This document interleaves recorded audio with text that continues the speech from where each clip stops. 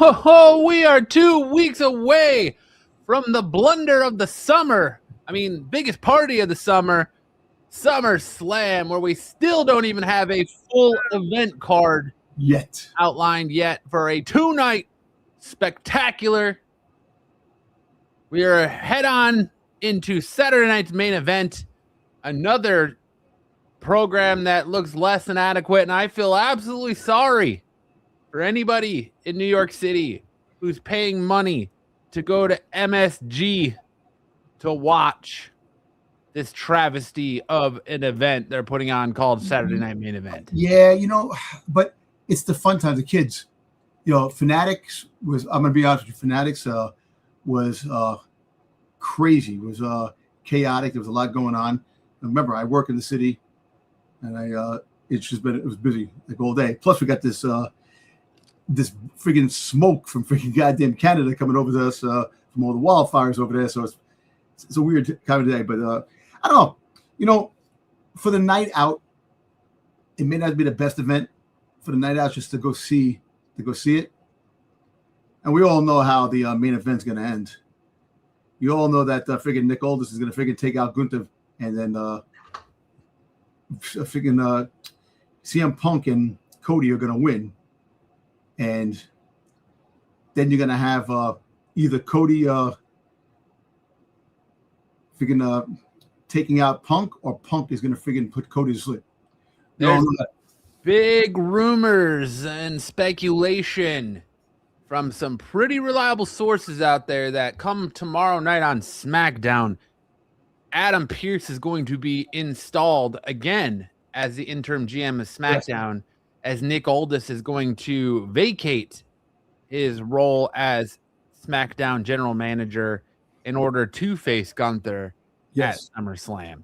So that's flying around the pro wrestling stratosphere right now, among many, many, many, many other things. Before we get started, I mean, what do you want to cook on? For once, I really don't have anything to rant about this week as far as professional wrestling go. I have things to talk about in the top rope takes, but there's not really much to rant. Oh, well, I take that back. What the heck is WWE doing with this reveal of Big Cass? Yes, I was going to talk about that. So, with that, my main man Brandon, what's up, Brandon? How's it going? Brandon, Big Cass showing his silhouette 8-3. So they already spoiled the Monday Night Raw after SummerSlam. Yeah, why are we spoiling this stuff so far in advance? Why can't we have any surprises anymore? I think because the fandom has been such a frickled with all the stuff that's been going on. They're like, to hold it. Let's just show what's happening. But it's kind of odd they didn't show Enzo, unless Enzo is going to be surprisingly coming out. So that means that they're not going to go to NXT. That's because Enzo's going to be on Saturday Main Event. He's going to be who comes out to help Danhausen. Yes. He's going to be the savior of Danhausen. He is going to be Danhausen's little mutant. Think about it. Think about the way the Mini-Hausens have come out and dressed with the face paint and that, like, the bandanas with, like, the blonde hair coming out of them and all that goofy crap. Who dresses like that? Enzo. Enzo's going to be Danhausen's little creature under the sheet. And that's who's going to help him beat JD McDonough. So that's why Enzo's been posting stuff all over his social media very cryptically about his return to WWE. Yes. So, but why wouldn't you just leave that as a guessing game? Like, we got the return of boring Corbin on SmackDown. We're going to talk about that in our top rope takes, but none of these returns have been kept secret. And I have a theory on that, is because we've got probably bigger returns that WWE is keeping quiet that they think are going to get a bigger pop. Like, specifically Mike Santana. Yes, because they talked about Mike Santana. That might be happening too. But it makes me laugh. This is the one thing that makes me. I got some things to talk about. There's a lot of things another thing. But what makes me laugh, they talk about all these reveals that these people are going to be showing up. These people that they signed, all these people that you let people go. You let fan favorites go to resign people that let go of in the first place. Like you gave there was a reason for you to cut in the first place. Exactly. So you're going and you're bringing in all these guys. You're going to have, so Zilla Fatu, I think I actually think that we might see a Zilla Fatu sighting in Saturday Night Main Event due to the fact of the Usos with the Jacob Fatu versus LA Knight, Royce Keys, and I'm gonna ask Zilla Fatu about him coming to WWE because he's going to be doing an appearance at the Wrestling Guys store here in Phoenix in a few weeks, and I'm gonna go and I'm gonna ask him specifically about, hey man, I'm gonna try and get an interview and say, when you come on WWE, man, I need to come out there and see you, Samoa and Spike, all the bloodline. I don't want to see him part of the bloodline. He probably will be, but I want to see him. We got the announcement of War Games in Houston, Texas. So we're sitting down for a third year of a bloodline War Games match. So it's question, like, who's going to be? Of course, it's going to be Roman, Jacob, both Usos, and who's their fifth going to? Is their fifth going to be Zilla Fatu versus LA Knight, Seth Rollins, LA Knight, freaking Seth Rollins, Obafemi? You think Obafemi? Yes. Obafemi. Why do you think Obafemi? Because he's gonna end his feud with Brock Lesnar, and he's gonna start the feud with Roman Reigns. He's gonna go for the belt. That's what's gonna. I don't think that starts until he wins Royal Rumble. I don't know. I think the Royal Rumble. I think Sammy's gonna win the Royal Rumble. That's my problem, man. Is like you can so easily predict everything.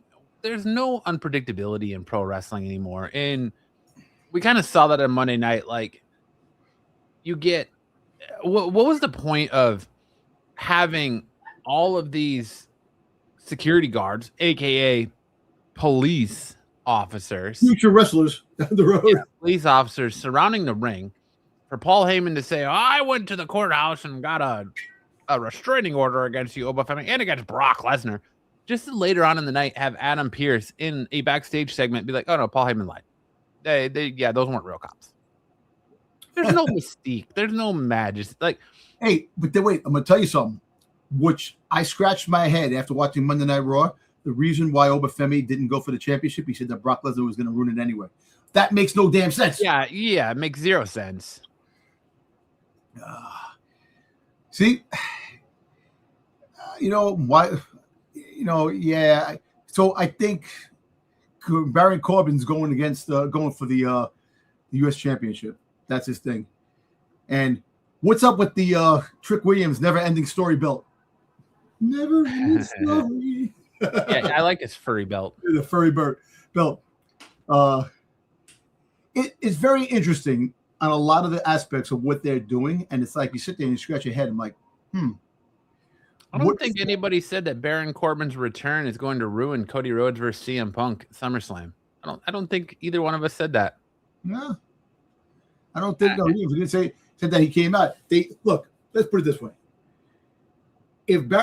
when Baron Corbin first came on the scene, the lone wolf aspect, and then the end of days, it was cool. Then he had Happy Corbin, broke ass Corbin. He went through all the freaking goddamn the things. But if you're gonna do, it's what's gonna happen is that hopefully they use him for friggin' something meaningful. Like, of course, it's gonna be the U.S. Championship. That's he's gonna probably go for that. Well, he is going for that. We'll talk about that in the Top Rope Takes because it's already been confirmed because he's going to start doing house shows where he's going to start feuding with Trick Williams for the United States Championship in those house shows. So, yeah, talk about completely just jumping the shark of his name, Carmelo Hayes. We're going to just go right into boring Corbin again. Only if they make Baron Corbin exciting and make him ruthless and just be a Cody Rhodes is not winning the WWE Championship from CM Punk at Night 2 SummerSlam. I hate to tell you. That is not happening. I got a feeling that Randy Orton might be making an appearance in SummerSlam. He's going to come back. Randy Orton is an interesting one because he's in New York. Yep. But he's not. He canceled all of his stuff at Fanatics Fest. Yep. So he's an interesting case there. So we're going to see. We'll find out. I think SummerSlam he does come out. I'll watch, but I'm telling you, it's going to happen. We'll see. CM Punk is holding that belt until WrestleMania. Or till Royal Rumble when he fights Kevin Owens for that belt. When Kevin Owens comes back. I have a sneaking suspicion that WWE is pivoting towards Kevin Owens versus Sami Zayn for the WWE Championship in Saudi Arabia at WrestleMania next year. That's where I think they're going. If Kevin Owens is healthy, that's where they're going. That's their money match is Kevin Owens versus CM Punk. Because the minute CM Punk won that title, Kevin Owens posted on his social media a picture of the Boogeyman. TikTok. Hey, listen, Satin, I love your enthusiasm, but he's not going to win. They're gonna keep that belt on CM for a minute. I appreciate your enthusiasm as a Cody Rhodes fan, but I don't think he's not taking that belt off CM Punk. No. They're not going to have CM Punk take the belt off of Sami Zayn just to turn around and have Cody Rhodes win that title belt again. Well, I know he beat Roman Reigns. I know he did. But that was a long time coming to finish the story. CM Punk will meet up with Roman Reigns again down the road. We'll see that.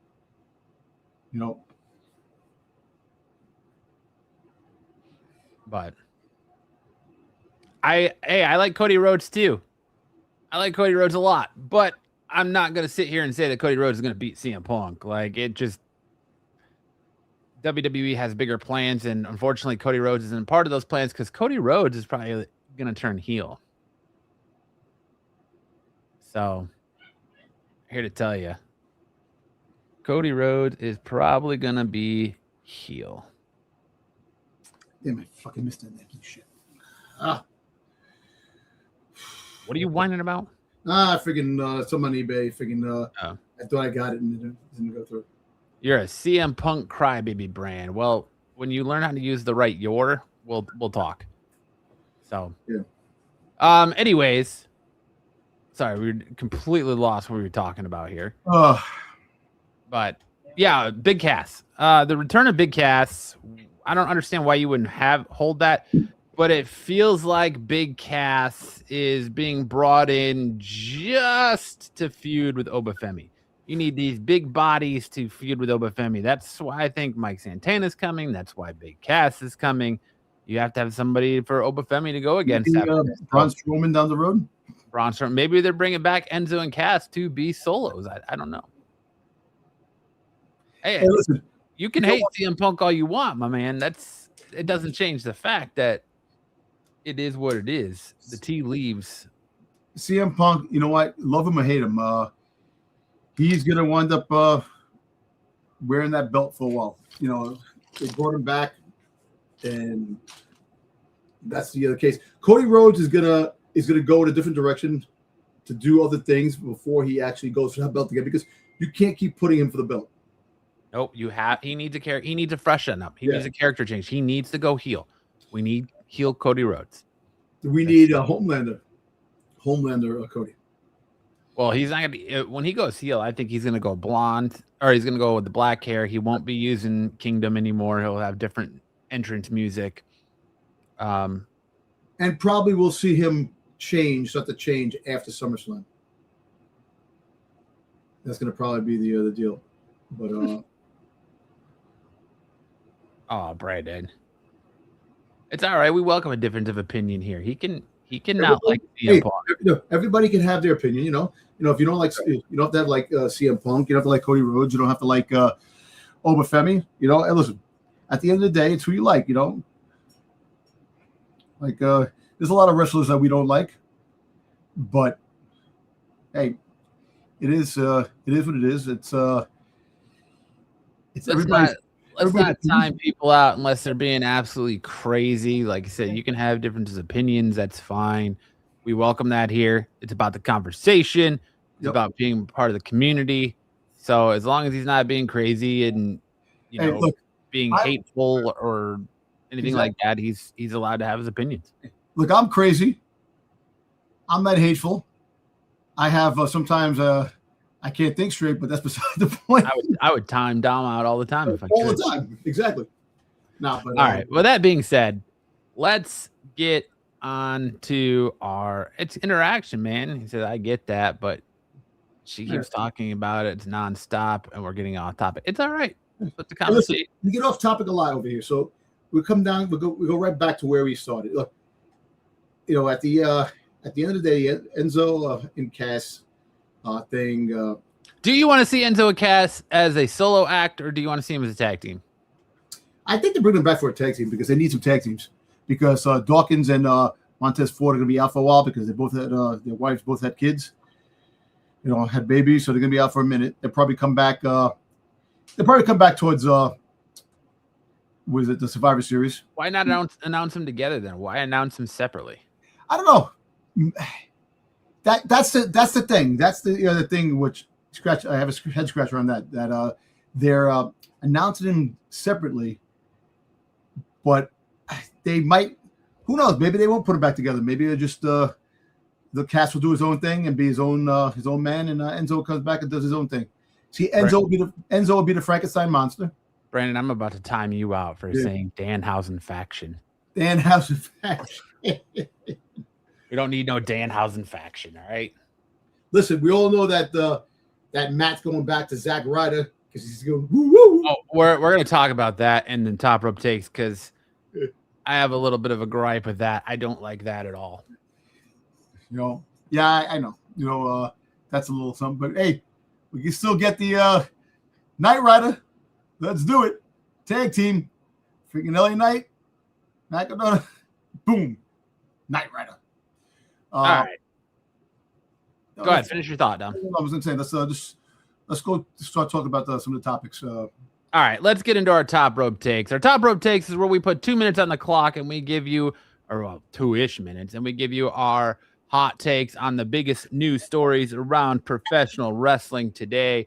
And kicking us off, call Eric the Swami and put a little hat on him as he asked us this question last week, but WWE and AEW are going to host a pay-per-view on the same exact day at the same exact time in the same exact city as WWE is programming or counter-programming AEW All Out with WWE Worlds Collide.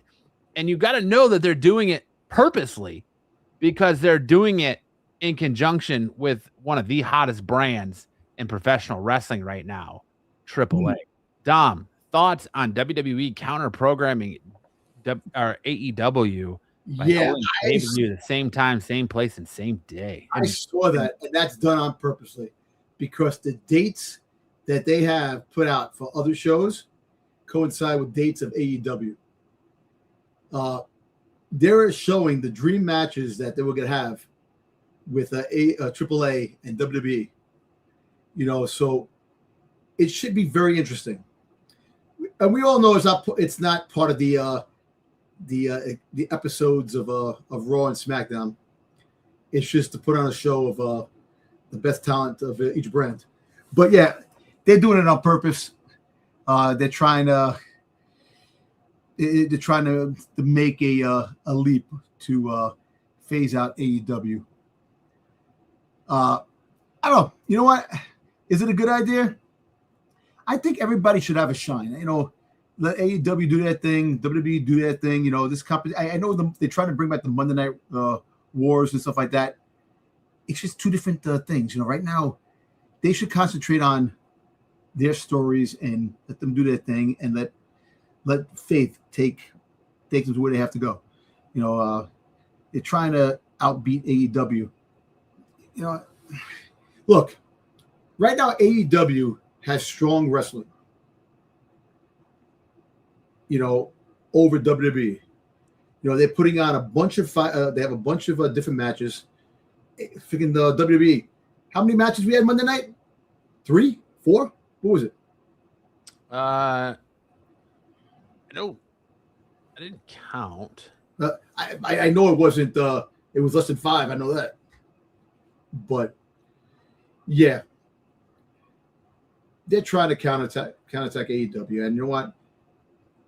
I'm intrigued with this because some of the dream matches they're proposing, and let's see, let's count them. We had Io Sky versus Roxanne Perez. Okay.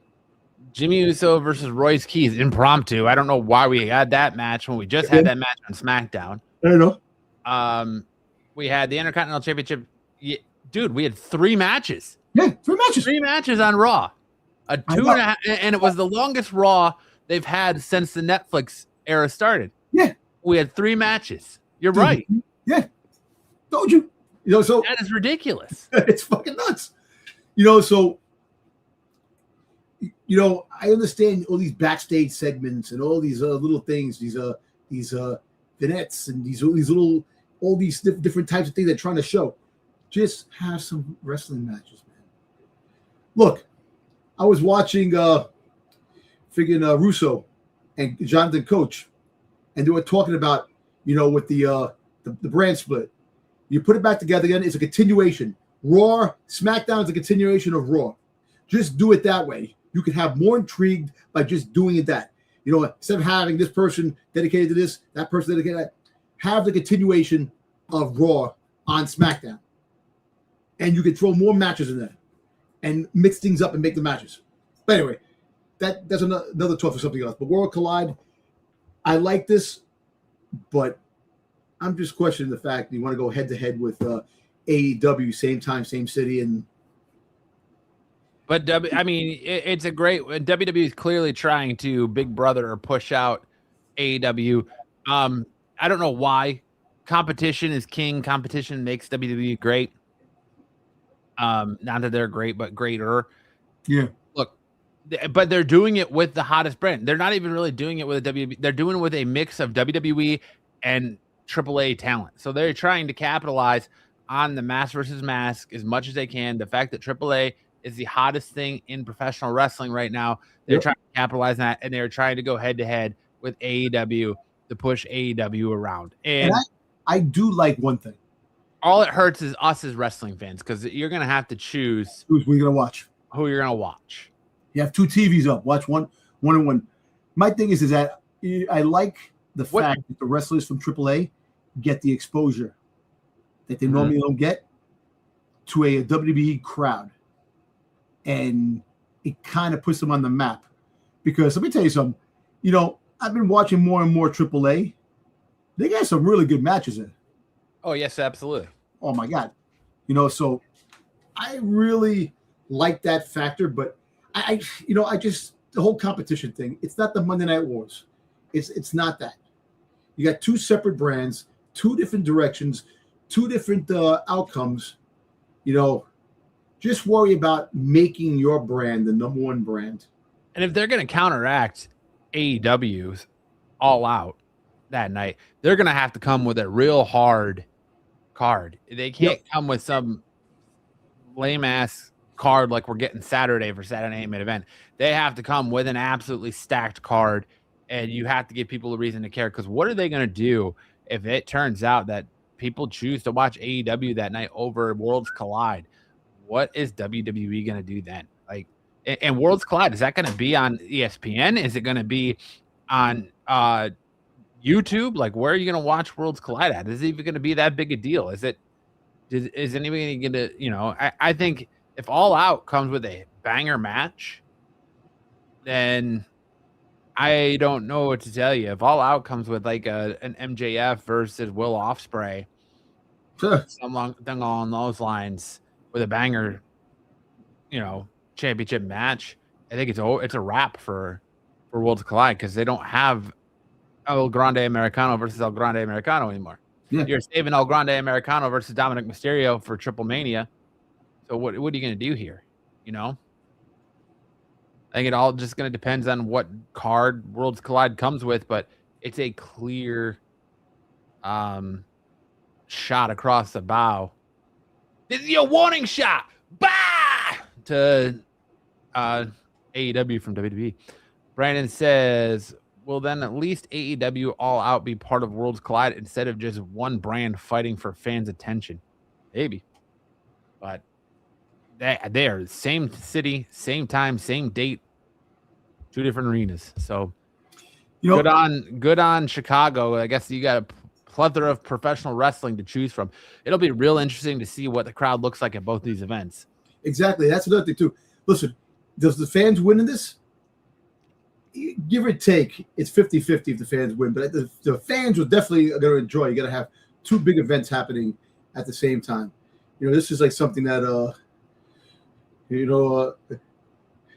out of like your wildest dreams to see to have 2 different big events happening at one time, at the same time, and people go crazy back and forth to see the matches. Because what's going to happen is that if a match is boring, they'll just go right to the other match. The other show. They go back and forth. It's stupid because the majority of wrestling fans consume both products. They're not exclusive one or the other. That's the minority. So there's not a lot of people that I run into that are like, I'm AEW, I'm strictly AEW, or I'm WWE, I'm strictly WWE. Like they consume maybe not as much as, they don't consume as much of one as they do the other, but they still, like, I still watch Dynamite. I would consider myself a more WWE focused guy than I was. I was AEW at the beginning, and then I kind of drifted back to WWE just because AEW was new, it was fresh, it offered a different perspective, it offered something new, and now it's the same old shit. So it's like, all right, I float back and forth, but I'm more likely to gravitate to WWE now than AEW, but I will consume both products. Like a friend of mine, he stopped watching WWE, now he's watching AEW now. It's a back and forth thing. What's up, Eric? What's up? All right, Eric, give us your thoughts since you fucking Nostradamed this last week. So I just find it really more interesting that it's just same day, same city. Same time. So I'm not sure who organized it first. AEW did. WWE is just finalizing. They're delaying, apparently, finalization of host cities for PLEs because they're trying to go at the city that's going to give them the most bang for their buck. You're doing it in Chicago, and that's CM Punk's hotel. And they're going to heavily utilize freaking CM Punk. Oh, definitely. Yeah, I bet you we get a CM Punk versus Vikingo. Yep. No, Vikingo's hurt. He's got a knee injury, so he's going to be out for a while. He had to have knee surgery. Oh, really? It's going to be probably CM Punk versus El Grande Americano. Yeah? Probably. Maybe. Javon Evans versus Jack Cartwheel. Danhausen versus fucking Psycho Clown. No, God, Mr. Iguana. Mr. Iguana. What about what's his name? Polka. La Parka? Parker, yeah, Parker. I'm sorry. Parker. Which one? Tall one? Yeah, which La Parka? Which one? Which iteration of La Parka? You have a Moss. A Moss is going to be there. Obafemi versus the Moss. Ooh. Yeah. So now we're just talking about dream matches. Yeah. That's probably going to have. That's what I was saying. That's what this World of Collides card is going to have to be, because if they're going to counter program AEW that hard, they have to come with a card. They can't come with a half-ass card like we're getting Saturday. They have to come with a power card for Worlds Collide. So I would not be. I mean, Obafemi versus almost shut up and take my money. CM Punk versus El Grande Americano. Okay. I mean, have we seen CM Punk versus Wood Kaiser before? No. I mean, it'd be insane.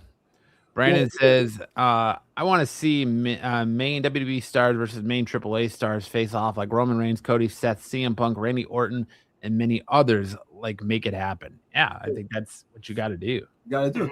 Listen, if they're gonna battle AEW and AEW is gonna put their best card out there, they're gonna have to freaking compete with that. And you can rest assured you're gonna have one of the biggest cards. This is gonna be like a WrestleMania type of thing.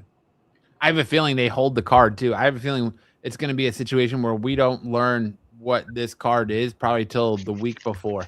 Yeah, because they're gonna wait for AEW to release their card, and then you'll get the card for World Collide. Yeah. So that's probably why they moved Money in the Bank to October for this. Probably. But yeah, I just saw that today. That's why we don't have a host city for Rumble yet because they're night event. What's that? This is a 2-night event. No, I think it's one night. One night. Okay, what's the 2-night event that's going to be in September? Triple Mania. Triple Mania. Okay, Triple Mania. Okay. Damn. Look, they got a freaking goddamn freaking put this shit out there like crazy. AAA. They got to do like the when you play the video game and you keep kicking the person, you keep chucking, you gotta get chucked the shit out of this shit. Yeah. They got to try to do whatever they can. But and you know what? Like I said, you're probably right. They're gonna wait to the last minute to put that card out, and they're gonna probably put out the best card they can. Look, you're gonna have the Bloodline show up in this somewhere or the other. The Bloodline, the hottest thing in WWE. You're gonna have them come on the show. So there's gonna be a lot of different options that you're gonna have. So it should be. Do we get Usos versus the Lucha Brothers? Yeah, could be. The Bloodline versus Psycho Circus.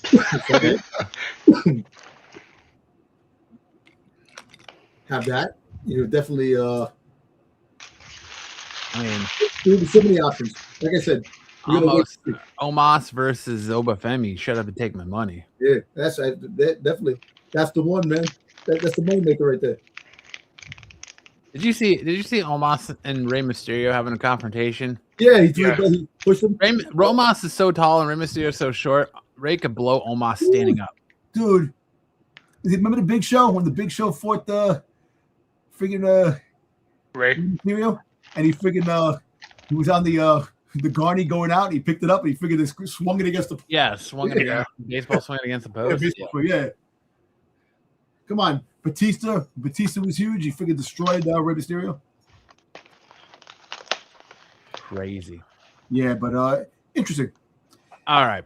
WWE reportedly has no creative plans for Jordynne Grace. So I ask you boys, why even bother calling her up from AEW or from NXT if you're just gonna sit her on the shelf? Like, man, she was going to tell me that there's no creative plans for Jordynne Grace on a show that just went from 3 hours to 2 hours, whose women division is all but on IR right now. They need women. And I don't understand that call. Unless she rubbed somebody the wrong way. When she came up, when she hurt her foot, she was out for a little bit. She was in that the battle with Jay Cargill and friggin' Tiffy Time. She was that, and also Chelsea Green. She was involved in that whole circle there. But it's so stupid. You know what? If you have no creative plans, bring it down. Bring it back down to NXT. Put it back in NXT. You were hinting at her going for the women's championship when you first called her out too, and then you just shelf her for no reason. Like you need people. You can't just keep using Jade Cargill over and over and over again and Meechin and B-Fab. You got to have somebody else there. You got to have somebody else going for the main title and never fight. Then you want to pretend like Alexa Bliss has this arm injury when she's double jointed because we've done this before. Exactly. Listen, get Ivy Nile to come out, and they're both the same size, and they both can have a freaking good wrestling match. She's having too much fun in main event. Nah, she hasn't even been on main event in like 2 months. Yeah. No, she has. Who? Jordynne Grace? No, I'm talking about Ivy Nile. Oh, I was to say Jordynne Grace hasn't been on main event in like 2 months. Yeah. She was left on main event a couple weeks ago. Look, let me tell you something. You're crying that the tag team division in the female tag team division is definitely on a respirator. You need women. You need, I had a feeling that Naomi's coming back very soon. She might be coming back for SummerSlam. To be honest, I keep forgetting that R-Truth and Damian Priest are tag team champions. That's how bad it is. Just like I keep forgetting Trick Williams is the United States Championship until I saw that god-awful looking furry belt on. Yeah, the freaking never-ending story belt, like I said before. Friday. Never-ending story. But you have some females that are coming back. Rhea's probably not making it to SummerSlam because she's got a meniscus tear. Yep. So they're probably going to take that belt off her and do some kind of battle royale for the women's Tournament. tournament. Yeah, most likely. Let me ask you a question. Io Sky wins the belt off of Liv, or No. you get somebody betraying somebody help with like Roxanne or Raquel helping Liv, of course, and then turning on her at the end. That's the next fight going into SummerSlam. I think SummerSlam you're going to get Raquel Rodriguez, or you're going to get not Raquel Rodriguez, Roxanne Perez versus Sol Ruca for the Intercontinental Championship. I think that's why they interjected Sol into that whole thing on Monday night. Yeah. I don't want to see Io beat Liv, honestly. Not that Liv needs to be champion because she hasn't fought, but they're going for Liv versus Stephanie. And Io, dude, I will stand on this ground and die on this hill. Io is a boring fucking champion.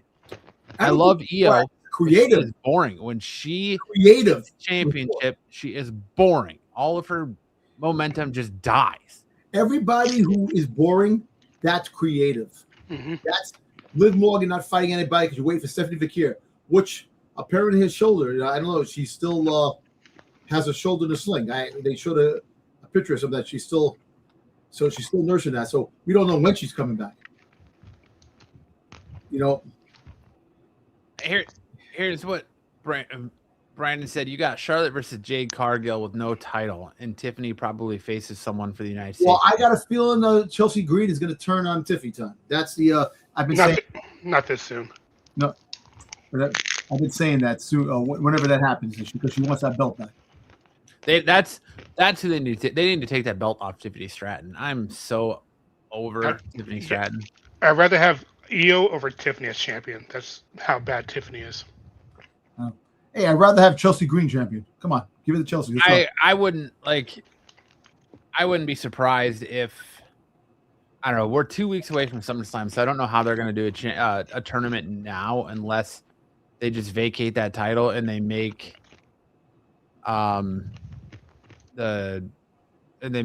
Charlotte, because we're not even officially gotten Charlotte Flair versus Jade yet, have we? No. So I wouldn't be surprised if that ends up turning into a title match somehow, where we get some kind of tournament over the next 2 weeks with the winner, the two winners facing at SummerSlam for that women's championship, and it's going to be Jade Cargill versus Charlotte Flair for that belt. Brandon, I'm sorry, Brandon. They're not going to put Jordan Grace back into the world title picture anytime soon. When she does come back, she could be mid-card. No, I mean, that's not what he's asking. He's saying they should, and he's not wrong. So they should. No, he's not wrong. They should. But I don't think she's going to get another title shot for a while. WWE has poached her from TNA and done nothing with her. They blue-balled her like crazy in NXT. Then they called her up to the main roster, gave her a monster push in the main roster, and haven't done shit with her since.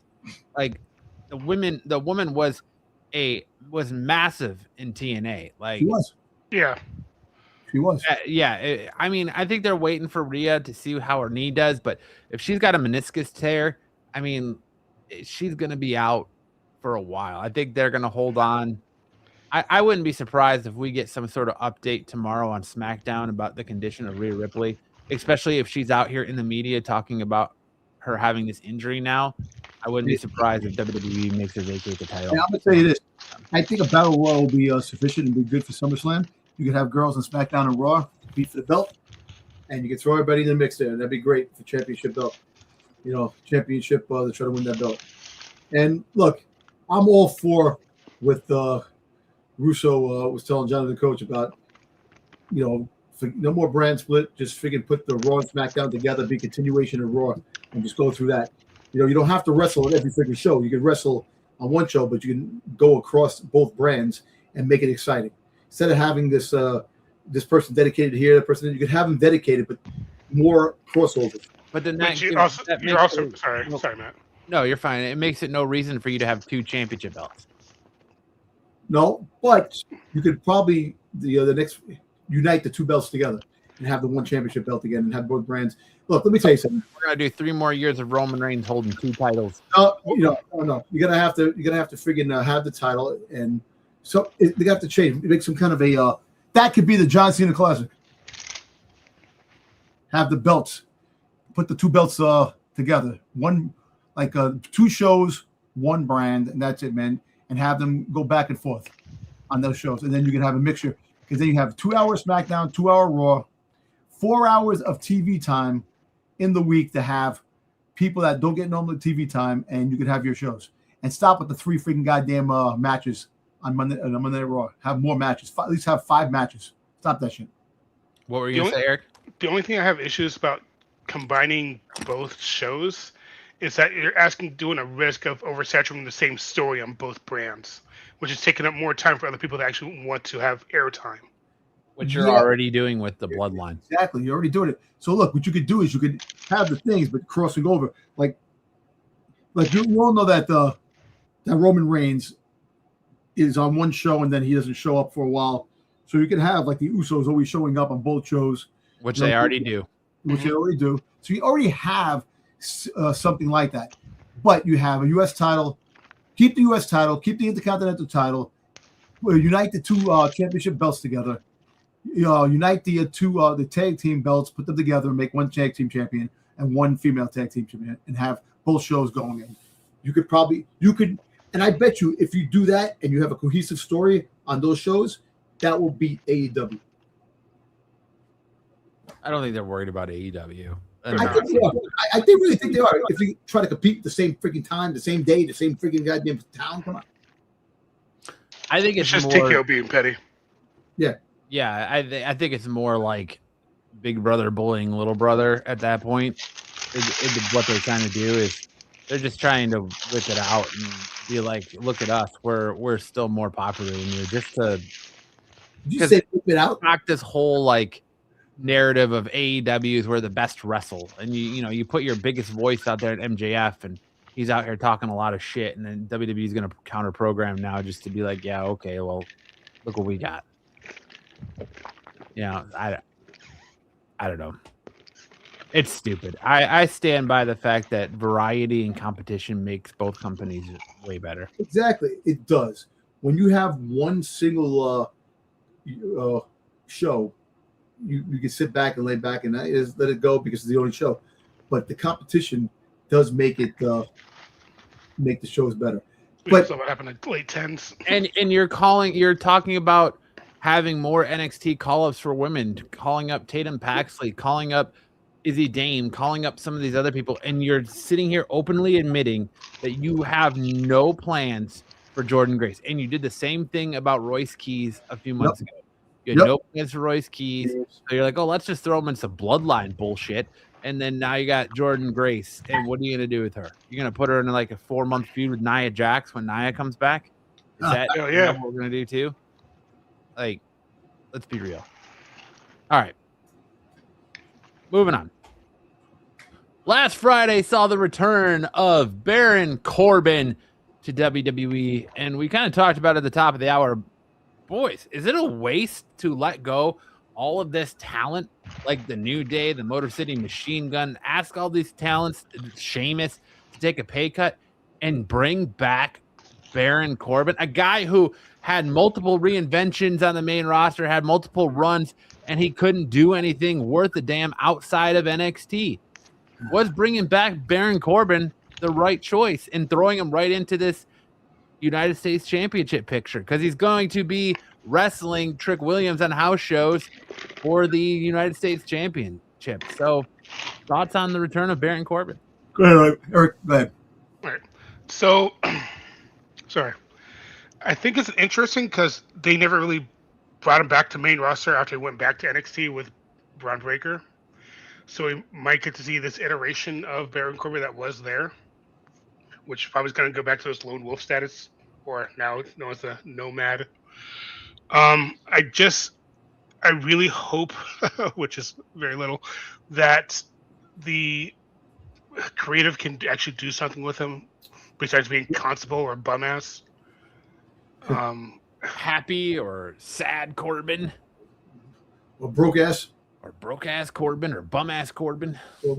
But like I said, I'm glad he returned. Because I like his finisher. And today's like one of the best finishers. But I just wish they can actually do something with this dude. Eric, I even made a pitch about that. Put him back with Braun Breaker. Let them become, tag team. They were great in NXT when they were tag team. Mm-hmm. Have that run in because apparently I know the next story is going to probably be about Braun Breaker being unhappy. So you got to have a direction. No, I actually didn't include that this week because I feel like we talked about that for the last 3 weeks. Oh, okay. I mean, go ahead, talk about it if you want. I'm just saying the whole fact is that Braun Breaker. That's for the Dirty Dog Street. Braun Breaker is unhappy with creative on his direction.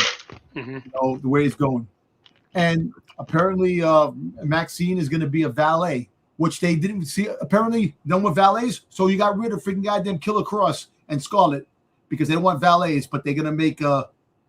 She's not going to wrestle anymore hardly, and she's going to be more of a valet for the Vision. So this is what I don't understand with their creative and what their process, what they're doing.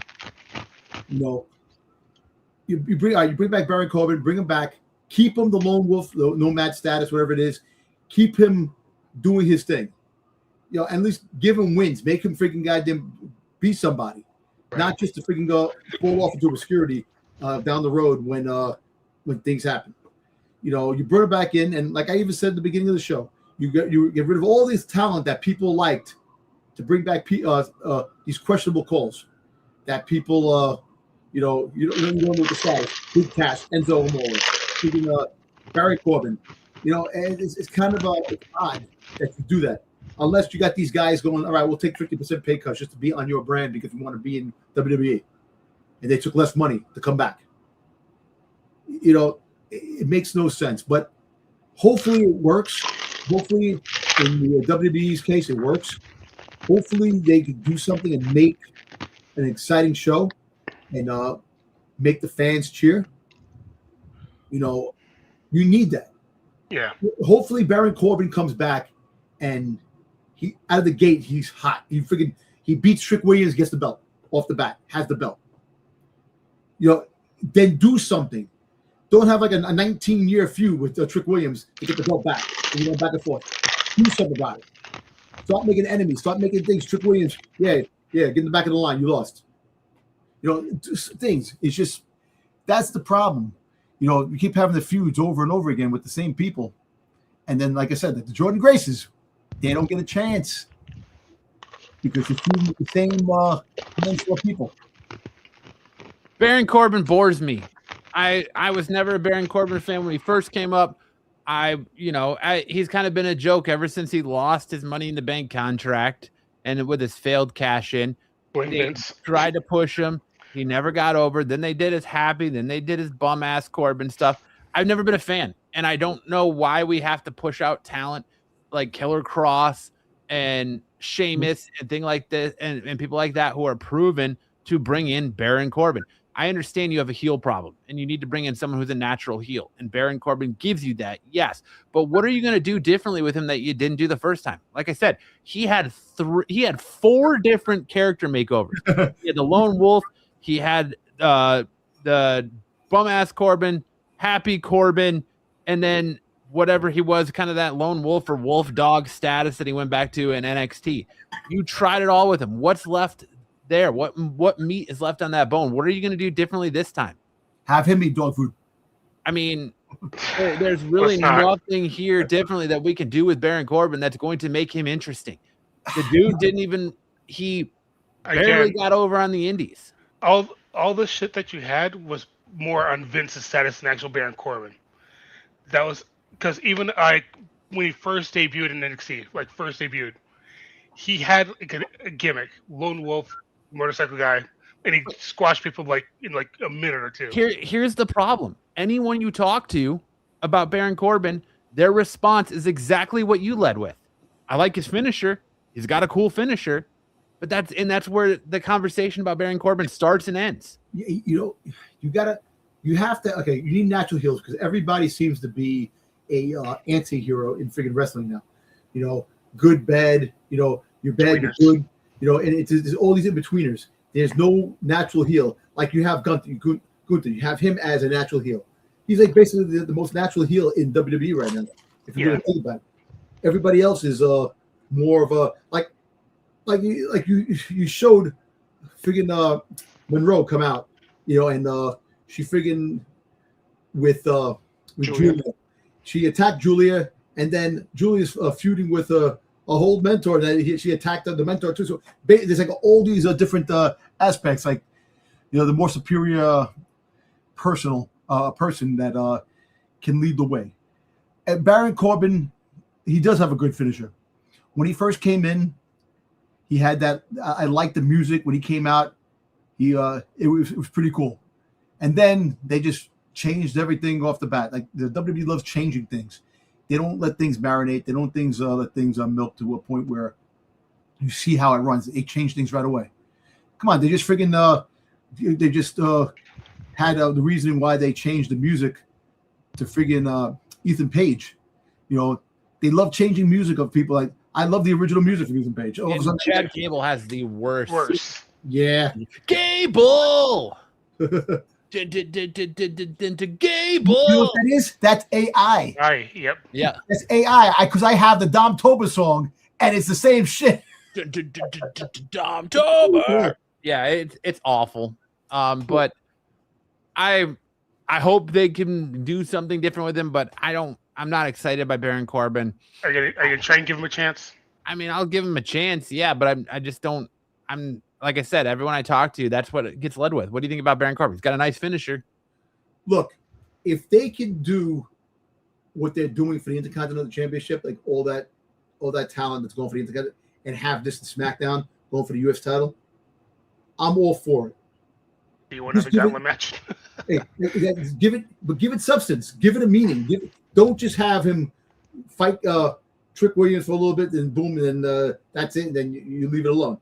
Give him a chance to go for the thing. Have him start people up. Like go in the back, like Cody Rhodes. You smack Cody Rhodes. Have him be like even Gunther.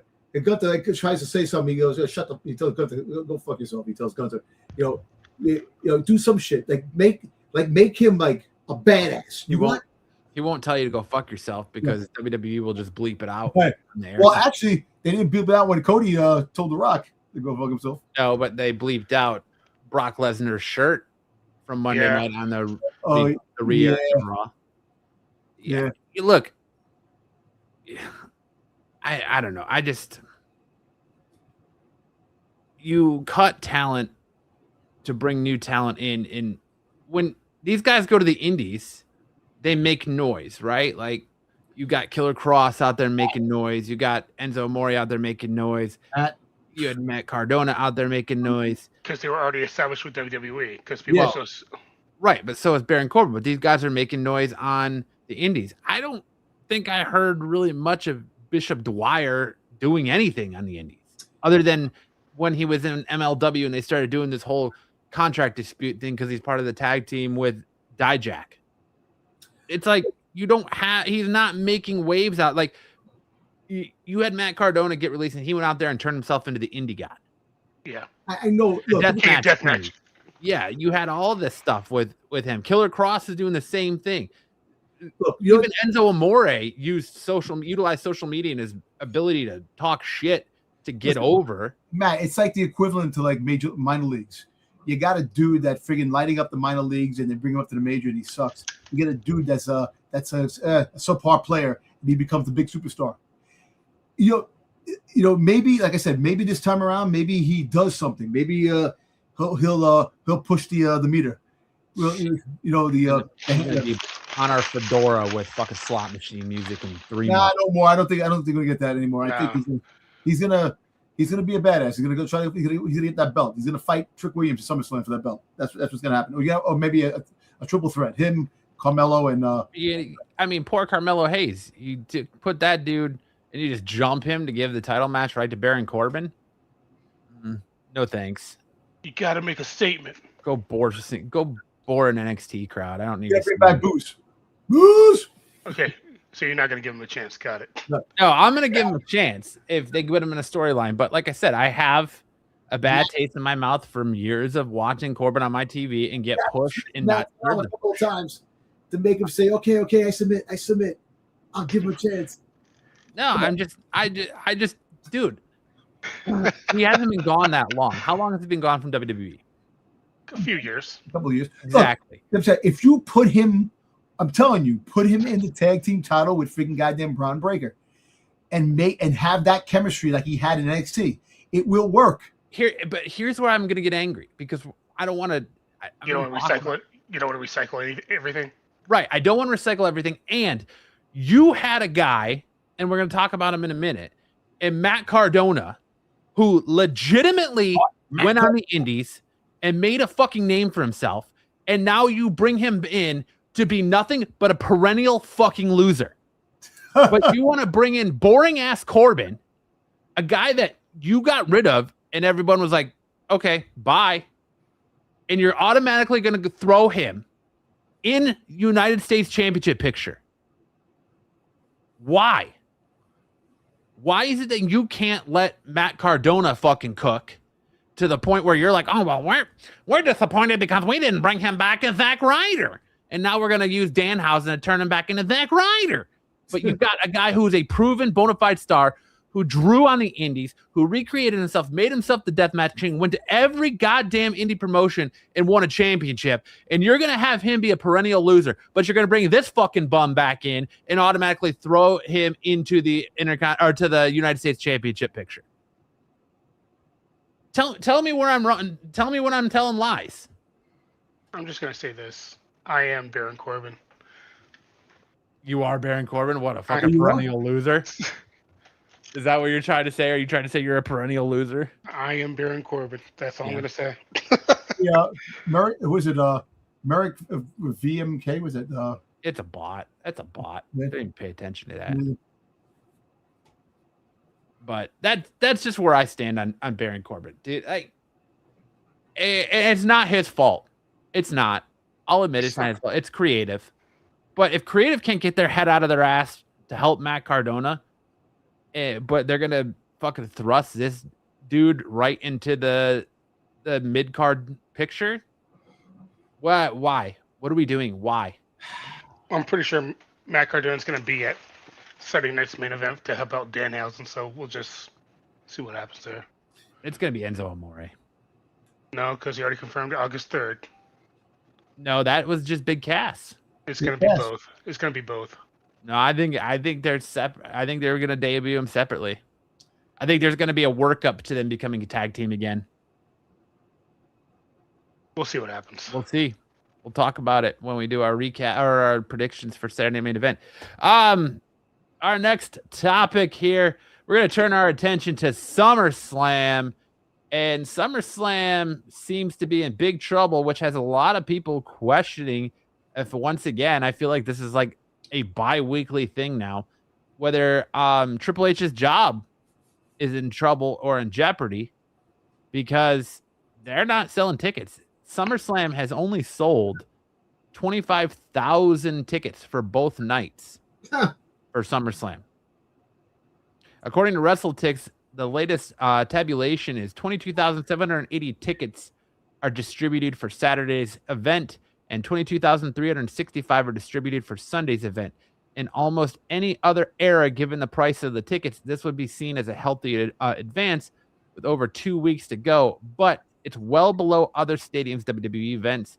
WrestleMania in Las Vegas earlier this year drew fewer fans than the year before, but that was written off as in great part as being due to doing the same venue 2 years in a row. And the fact that CM Punk, remember, they took the belt off of Sammy because Sammy doesn't draw, Punk draws more money. Well, WrestleTix says they've only seen 711 tickets sold for night one and 633 additional tickets sold for night two after WWE pulled the trigger to put the belt on Sammy. Well, are we worried about SummerSlam, and should Triple H be in the hot seat, or is this just people trying to make something out of nothing here? Well, I'm not worried because it's not affecting me. Sorry. Well, I'm going to tell you this. What's going to happen is they can't sell tickets. All the big pay-per-views are going to go to freaking goddamn Saudi Arabia. That's what's going to happen just to get a payday for each of those. Now, look, I'm telling you, I'm not going to say it's wrestling fatigue. It's just that there's a lot of people out there that are really upset that the way things go. Like you're pushing the Reigns and freaking Seth Rollins fight. You freaking totally pushed out Dean Ambrose. Like Dean Ambrose never existed to the Shield, but you had him on some of the like when they were showing like the little like the events that were going on. They had Dean Ambrose there. They moved him quick because he's part of the thing. You're talking about the ending of the Shield forever with this. This is what the headline is. You push this into that, and you don't even know your own story. Roman Reigns did defeat Seth Rollins. It's not like did he defeat him as the tribal chief? Did he, all these different things? It's like you're building this up as a must. Don't get me wrong. I like Seth Rollins. I like Roman Reigns. They always put on a good show, no matter what. Tag team, freaking goddamn solo, freaking a three-way, a four-way, wherever you put them in, it's always great to see that chemistry going. But we all know that he's not winning the belt because they already freaking spoiled it, saying that Roman Reigns is going to have the belt for a while. He ain't giving up that belt. So if the case was where that he was going to lose the belt, you're bringing you're bringing a freaking Zilla Fatu to help Roman Reigns keep the belt, and then you have that story going on. You keep Seth Rollins in the Bloodline story for the time being. But like I said, they're going to keep Seth Rollins is staying in the Bloodline storyline until the Survivor Series when they have War Games. War Games. Yeah, just for a little comparison, they sold last year's SummerSlam drew 50,493 on Saturday and 58,186 on Sunday. What were the main events again? What's that? What were the main events? Oh, I can't remember the main events. Oh, SummerSlam last year. I'll pull it up. That's why it's not memorable, but still the cheapest ticket for SummerSlam this year is $76, and the most expensive is in the thousands of dollars. All right, so the main event for SummerSlam was John Cena versus Cody Rhodes in a street fight. Oh, that's why you're John Cena's last hurrah. So of course they're going to sell a bunch of tickets for people to see that. And Seth Rollins versus CM Punk. Well, yeah, Seth Rollins versus CM Punk and Roman Reigns, I believe. Okay, so you had this. So Seth Rollins is going to be heading. I thought that was Mania. That was sorry. So it's just Seth Rollins and CM Punk. That's it. Yeah. Okay. Oh, all right. So Seth Rollins. So those are the two main events, right? Night 1 and 2. Well, yeah. Sorry. So sorry. So CM Punk and Gunther. Then Seth Rollins cashed in against Punk. Oh, that's right. That's where Punk beat Gunther, and then Seth came back from his fake injury. Yeah. Okay. So you got that. Now you have Seth Rollins again fighting Roman Reigns. You know what? Remember back in the day, back in the Attitude Era, Stone Cold used to fight the Undertaker fight The Rock, the same thing over and over again, and they even made fun of it, saying, "How many times you gonna have the same match over and over and over and over again?" This is like Seth Rollins and fucking Roman Reigns. How many matches like you have to have the same match over and over and over again? But Seth Rollins has been a thorn of Roman Reigns' side since the beginning of the Shield.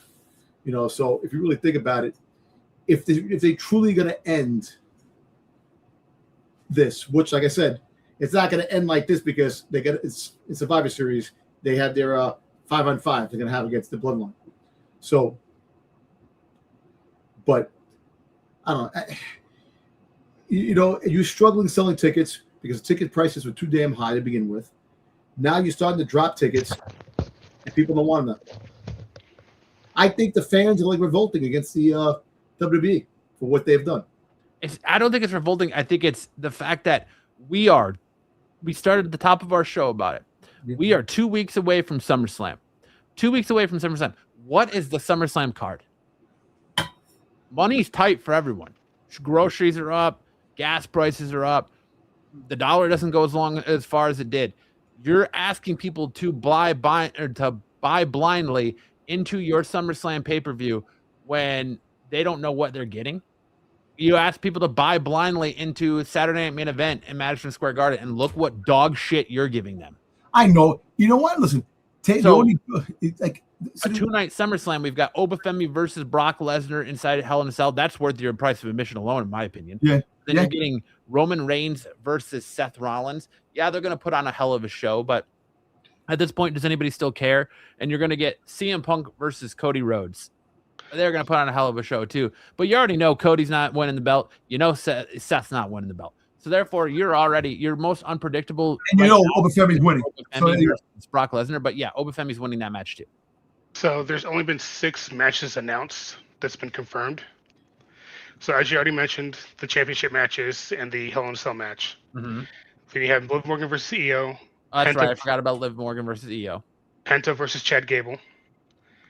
And then the 6-man tag with LA Solo Royce versus the Bloodline. Right, which both of those were just announced on Raw on Monday night. So you'll probably get tomorrow night. You'll probably get 2 more matches. And then you can already. I mean, you could probably just fucking lock in Nick Aldis versus Gunther. Yeah, and then you're gonna probably get the Trick Williams versus Born Corbin. I'm just gonna call him Bjorn. He doesn't need to be called Baron. He's gonna be Bjorn Corbin. You're gonna probably have the vision. That's not fair. I want to like Baron Corbin. I don't know.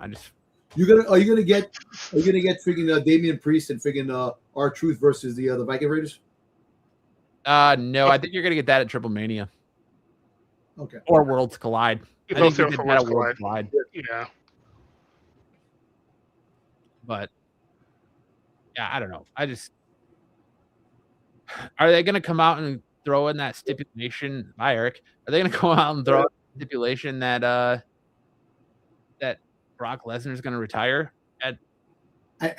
I thought the natural progression of where we're going with this. But I thought that Obafemi would have said that last when he walked into talking to Pierce about that. I thought that maybe he would mention something about that. But like I said, the speculation of him freaking giving up his championship freaking match against Roman Reigns is because Brock Lesnar was going to ruin it for him. Made no freaking sense whatsoever. So stupid. It's the dumbest way to get away from that. And that's going to be my worst. That's going to be my freaking when we do the shows later on. That's my worst because what were they thinking? That's definitely what my thing. But because that literally screams that they went on their burner accounts and they listened to IWC shows like this and heard how stupid everyone thought it was and questioning like, what do you do? What's the difference between Money in the Bank and this now? You're going to have 2 people running around with guaranteed title matches. And so they just were like, oh no, we didn't even realize we backed ourselves into a corner. We need to pivot out of this. And we're just going to make it where Obafemi's like, you know what? I'm not going to go for a championship because Brock Lesnar is going to cost me anyways. If you're a big badass like Obafemi's being portrayed as, why would you care? Why don't you just be like, all right, I'll deal with that road when it comes to it. Like, I'll take out Brock. I'll beat Brock Lesnar and Roman Reigns in the same night. You know, like, come on. That's the worst excuse I've ever seen. I know. When I heard that on Monday night, I was like, what? What? It's like the poop that was a pee of an excuse. All right. Moving on here. I kind of already ranted on this, but backstage update on Zack Ryder's WWE future. People within the company, when they brought in Matt Cardona, they wanted him to come in as Zack Ryder. He did for one night and then switched to Matt Cardona. And now they're wanting him to go back to Zack Ryder because they think it'll help his trajectory. I'm going to start with this one. I don't think it's a trajectory problem, WWE Creative. It's a fucking creative problem. You're not using Matt Cardona the way Matt Cardona should be used. He even said so himself that we haven't seen that Deathmatch King version of Matt Cardona in WWE. We haven't seen the Indie God version of Matt Cardona in WWE because creative won't let him. You are creatively failing him, just like I think you're going to do with Baron Corbin. So switching him to Zack Ryder isn't going to make a lick of a difference. A name change doesn't make a lick of a difference if you're not going to creatively give him something to work with. Yep.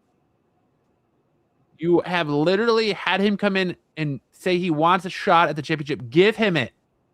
Quit putting him with Danhausen. We don't need him to go back to Zack Ryder. you're gonna just make him even more of a loser as Zack Ryder, because that's what Zack Ryder was. He was your perennial loser. Hey, he won a championship. Okay, in a ladder match that he So- lost like 2 days later. Still won it. Okay. All right, we're gonna just give out consolation prizes, huh? That's like saying you're a champion because you got a 5th place ribbon in your Little League game. I'm just trying to negate all this negativity. That's it. I don't want to be negative. I don't want to be negative. I'm a Matt Cardona fan. I want to see Matt Cardona succeed. I want to see Matt Cardona as your WWE champion or heavyweight champion. I want to see him pull it off. Give Matt Cardona a chance. He proved to you on the indies he can do it. And that was my whole argument is Matt Cardona went out to the indies and proved himself, and Baron Corbin didn't. But you're going to thrust Baron Corbin into the middle of the mid-card scene, and Matt Cardona is just going to sit here and be a perennial loser. He's won one match since he's been back, and that was against Ricky Saints? Yep. Like, the fuck are we doing here? But go ahead, guys. What do you guys think of them switching Matt Cardona back to Zack Ryder? I'm telling you, you put him back to Zack Ryder, you tag him up with freaking LA Knight Rider. But you know what? Like I said, when he was Zack Ryder, you know, there was a fun. He became the TV champion. You know, was it the YouTube champion or the TV champion? What was the internet champion? Internet. That they had that time, you know, and it was a fun ride. But seeing him as Matt Cardona, as the indie god, that's what you should have in there. You know, look, he wanted to come back to WWE. He kind of knew what he was getting himself into going back to WWE. Yes, they haven't had a chance to see creative hasn't given that chance to shine. You know, but that's the MO of the creative and WWE. You know, they banger matches with Shotzi Blackheart, for God's sakes. Make him go heel. Let him go heel. You need heels. He can do it. Dude, listen, the Lucha Underground, they would never do shit. Do you know if they did stuff like the Lucha Underground, how crazy the crowds would be, how many arenas would sell out, how many places would sell out?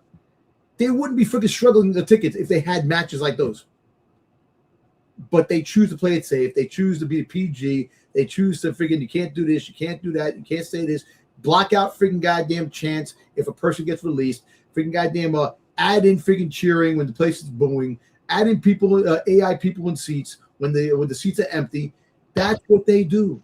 You know, and it sucks. But I don't know. I think it's more name recognition. That's the only reason why they're doing it, because they think, hey, Zack Ryder's back. But with the Zack Ryder name, it's already been affected with negative connotations with it, because they know he was just more of a jobber than anything, like he is now. If they kept breaks my heart. Well, with the Matt Cardona name, he could start brand new with a new persona and not go back to like the whole Long Island Ice Z bullshit. Please no. Please no. Jim tanning. He's already tanned enough. Long Island. Laundry Jim tanning. Because with, like I said, with this, if he kept Matt Cardona, it would be a fresh new start for him. But it looks like even now it's just back to the same old shit, just a different name. You know, hey, look, Sticks. You can even have that. You could have a your partner and have a tag team championship with your partner. You know, but he doesn't need a tag team partner because he has the charisma to do it. I know, I'm just saying, but if he had his wife, like say him and Chelsea Green got together, you could have them as a tag team. So you want to be like a power couple like Seth and Becky? Yeah, but you can there's a tag team championship for mixed couples. Yeah, AAA. I know, but I'm saying you should do that in WWE. Have something like that. Make things exciting so you can change things up. Hey, look, it's possible when they do Worlds Collide. You know, it comes down to this. We sit here week after week talking about seeing the same fucking people in the mid card, the same people in the title scene, the same this and that. It's WWE creative is letting these wrestlers down. Shake it up. Why are you so afraid to let Matt Cardona into the main event scene? Because you're afraid he's going to succeed. Let him go into a street fight and let him show who he actually is. And then you have to do something with him after he succeeds. Or you can just let him go to the Gunther route and completely drop the ball on that. Or the Braun Breaker route and completely drop the ball on that. Let these guys cook. Let them succeed. You see, they're afraid. They're afraid because they're afraid of the backlash they would get on certain things. People get offended by the way things act. People get offended if you say, Dom, are you a plagiarizer? What? Sticks is accusing you of plagiarizing and stealing his. No, I just said I said Sticks was saying that. I said Sticks brought that up. Sticks, you said Dom's reading my posts. I said Sticks was saying that. This what Sticks said. Do that. That's a good idea. It's just look. They don't want to take chances. They're afraid to take chances. I don't know, Brandon. After your whole Danhausen stable comment earlier, I don't know if you would cook on creative. Look, I was watching a 5-minute video on DX on YouTube, and I was watching DX, and they were freaking showing the highlights for DX. The shit that they did, man. The crowd, the freaking it was WD was rocking back in the Attitude Era, rocking. You had WCW that actually pushed them to that because the freaking if it wasn't for Kevin Nash and Scott Hall going to WCW, that would have never happened. It only happened because they went to WCW. That's what they need to do. They need to reinvent themselves. Do that. Hey, look, this whole PG fucking shit, you gotta end it. You gotta end the PG shit. But our sponsors. If the sponsors, the hell with fucking sponsors. You had sponsors. Listen, you know what the funny thing is? They had sponsors for all the important things, even though they were freaking doing crazy ass segments on the show back in the 90s, in the Attitude Era, in the early 2000s. It's a different age, sir. I know it's a different age, but you know what? You got to fucking get off your ass and say, you know what? I don't give two shits anymore. Let's make the shit rock. It doesn't have to be violent. Like, it doesn't have to be like it was in the Attitude Era. They could rock in the PG era. It's just all about pushing the right people, giving us the right storylines. Stop regurgitating garbage. Stop going back to Roman Reigns in the bloodline because you don't want to make new stories. Well, listen, the whole reason why they went back to the bloodline because they improperly ended it when it ended the first time. Who cares? They did a great job of ending it. I know it should have ended at WrestleMania when Cody beat Roman for the title with all the help. It should have ended there. It should have not continued on. There should have been no Bloodline 2.0. There should have been no MFTs. It should have ended right there. Plain and simple. I like Solo too, but he's great as a solo act. He doesn't need his family. He's a great heel. I think he's a great heel. He was great in NXT on his own. He was actually very funny in NXT when they had him when he was rocking in NXT. He's so funny now. He is funny. He is. It's just the chemistry between him and friggin' LA Knight is going to be funny. That's going to be a good. I'm looking forward to that. And of course you put Royce Keys, but more Solo and LA Knight. It's going to be funny with both the way they both are. That's going to be a funny thing to see. But other than that, like the whole Bloodline thing, look, they want to continue the Bloodline thing because it sold. It freaking sold freaking merchandise. It sold. It put asses in seats, and people liked it. Sami Zayn. Do you think Sami Zayn's going to go back to the freaking goddamn Bloodline now? No. He has no ties to him right now. Yeah. Other than he's the honorary Uce. Yeah, exactly. That got stripped away.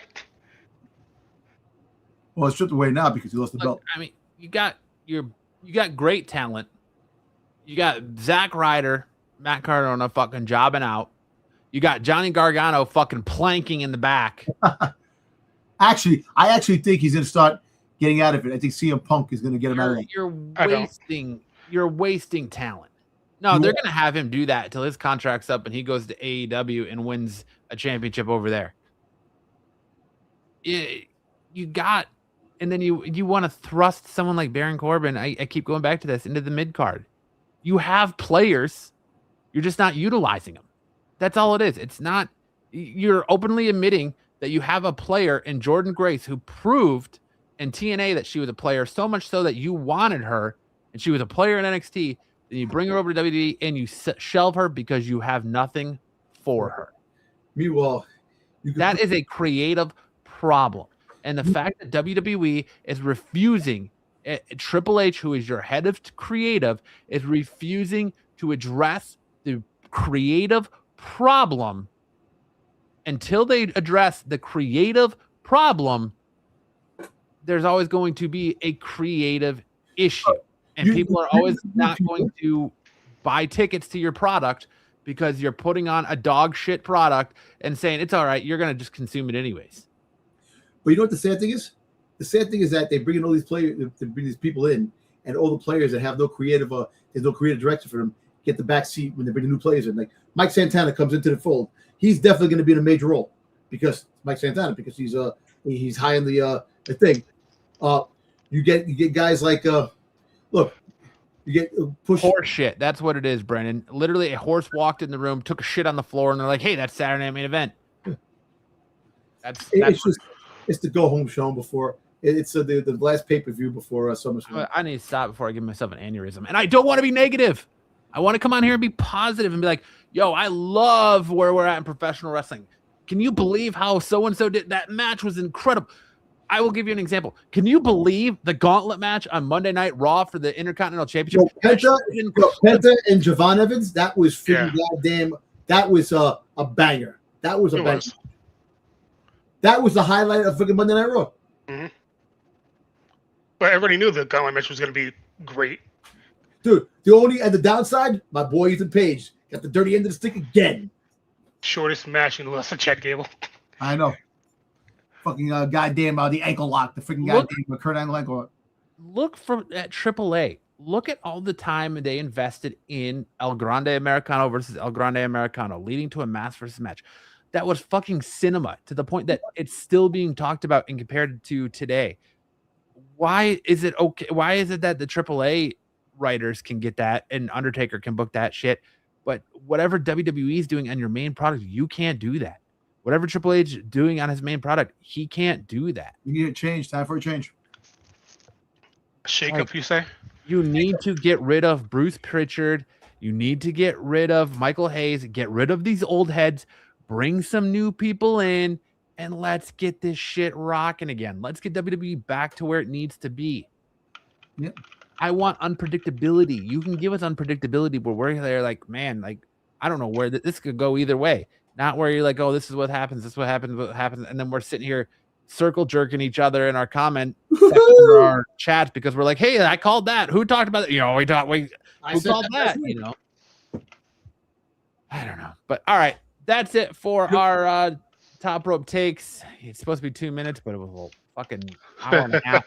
I'm gonna hand things over to Dirty Dom to tell us what the dirt sheets are talking about this week. Dom, what's the street saying about there's a couple of things. Like they have like you see Sheamus put on some size. He looks jacked, properly jacked. He looks jacked. It's a shame that they wanted to give him the 50%, ask him for a 50% pay cut, and you want to go it, and they're letting him go. See, Sheamus is another example of you're letting a star go. Yes, he's an older star, but he still brings people in to see. There's still people who like him, cheer for him. You know, you're letting all these guys go like that, and you want to bring in new talent, but you're not. The creative sucks. You're not, and for some reason, you know, it pisses me off that I like Sheamus. I thought that Sheamus could have retired in the WWE. And he could have, went through the end. But understanding that this day and age, you don't want to take a pay cut. You don't want to friggin' lose money. You know, you're putting yourself on the line day in and day out. But you got that. Then there was another one that we were talking about. Braun Breaker. Like I said, the Braun Breaker thing. He's unhappy with. Good. He should be. He should be. Because he was on top of the world. He was stated to win the Royal Rumble. He was stated to freaking goddamn go to the championship match. But whose fault is that? Is that creative or it's him? Both. And I think he needs to look in the mirror and understand that It's about 50-50. It's 50% creative, Yep. and it's 50% the fact that he can't keep dropping himself and other people on their heads. Yeah. That's Hey, look, LA Knight, the same thing. LA Knight has a problem, but LA Knight doesn't fall on his head. LA Knight, he just Chokes on gum. Yeah, exactly. chokes But, on gum. we seen it looked like we seen the end of the Vision with Paul Heyman on Monday Night Raw. And now they're gonna have Maxine Dupree be the leader of that group. And that's the thing. She's gonna be like a leader of valet towards that. And you got rid of Killer Cross and Scarlett because you didn't want her as a valet to him, this and that. Meanwhile, she's winning matches over there in the freaking indie scene too. Well, she also wanted to wrestle as well, which kind of return as well. So it's like it makes no sense, but I don't know. I think now when Bronson Reed comes back, does he fit in the Vision? No. Lance. No, and I hope Braun Breaker and Bronson Reed are not part of the Vision when he comes back. You just wanted to be a Braun tag team. They don't even have to be a tag team. They should just be singles. So what do you do with Joey Lawrence? Logan With Paul. who?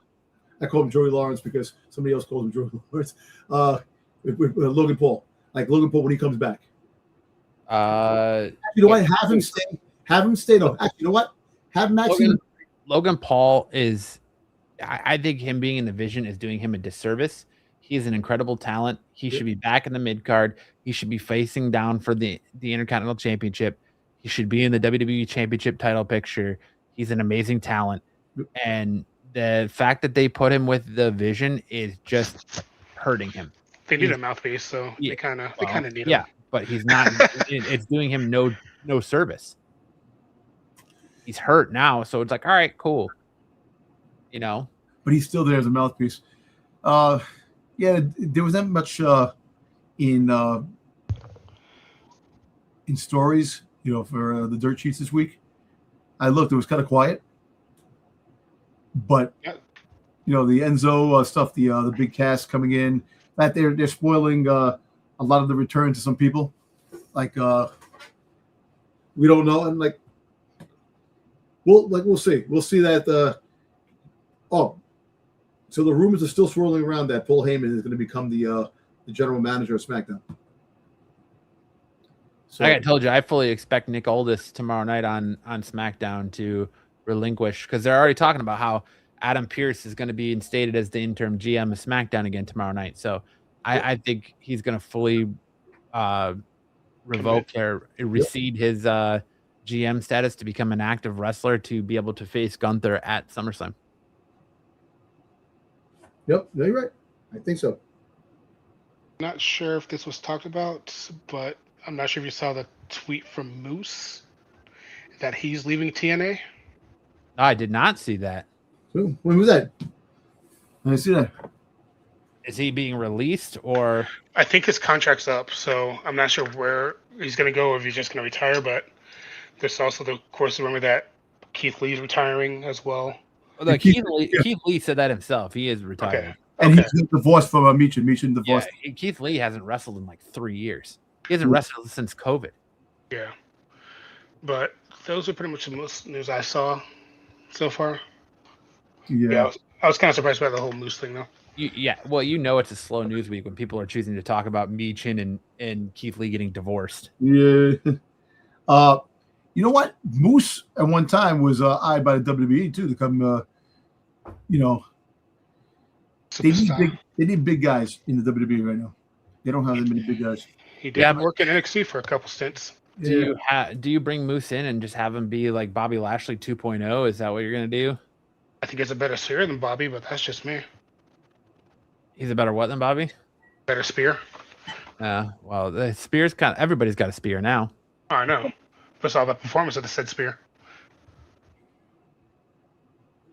I mean, my big question is, do you guys see that since Moana is bombing, the live action Moana is bombing, and The Rock has all but been ousted as a Hollywood draw, the speculation has started with him coming back to WWE all of a sudden? Hey. Yeah, maybe. So who knows what's going to be done with that. But all right, that's all you got for the dirt sheets this week? That's what I got, yeah. All right, now it's time for our 3 count. Before we get into the 3 count, do you guys want to do our picks for Saturday Night Main Event? Yeah, let's do the picks. Yeah, let's do that. I thought we were going to do any picks on that. I thought that we just let it go because I don't think it was going to be a big time thing. Wait the SummerSlam. Those are the picks. But Saturday Night Main Event, like I said, the only thing I can see changing hands is the women's tag team championships. It's not that nobody asked for these live action flips.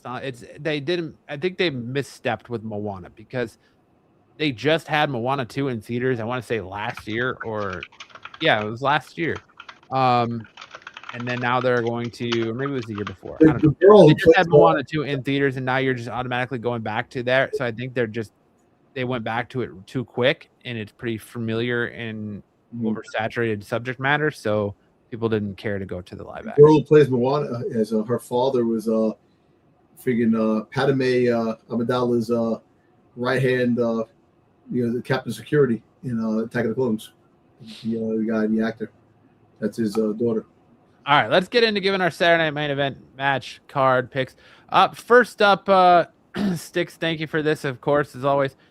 First up, Sticks has the OTC and the King of New York, the Mecca. Jalen Bronson is being invited to Saturday Night Main Event by Roman Reigns. Do you guys think anything comes of this or what comes of this? He gets speared. Superman punch. Nah. I know something's going to happen, but I don't think it's going to be that. He's going to become an honorary use? He's apparently coming in off of, didn't he just have surgery or something on an injury? Or he's going to be having surgery for an injury, Jalen Bronson? Yeah, I don't know. Is he? That's what I've heard. Well, listen, maybe he becomes an honorary use against his jersey. A Nick jersey.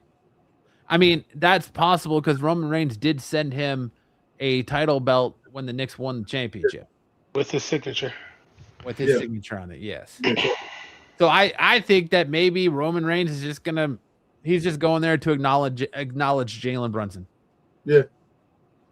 Or he's gonna try and do this thing where, I wonder if it's gonna be like maybe Jey Uso did with that rapper at Mania where they got in a confrontation. Maybe it's gonna be where Roman Reigns calls him out and Roman Reigns tries to big dog him and make Jalen Brunson acknowledge Roman as the one true champion in New York or something like that. It's just going to be some kind of like fucking dick measuring ego pissing contest is kind of what I'm getting the feeling of.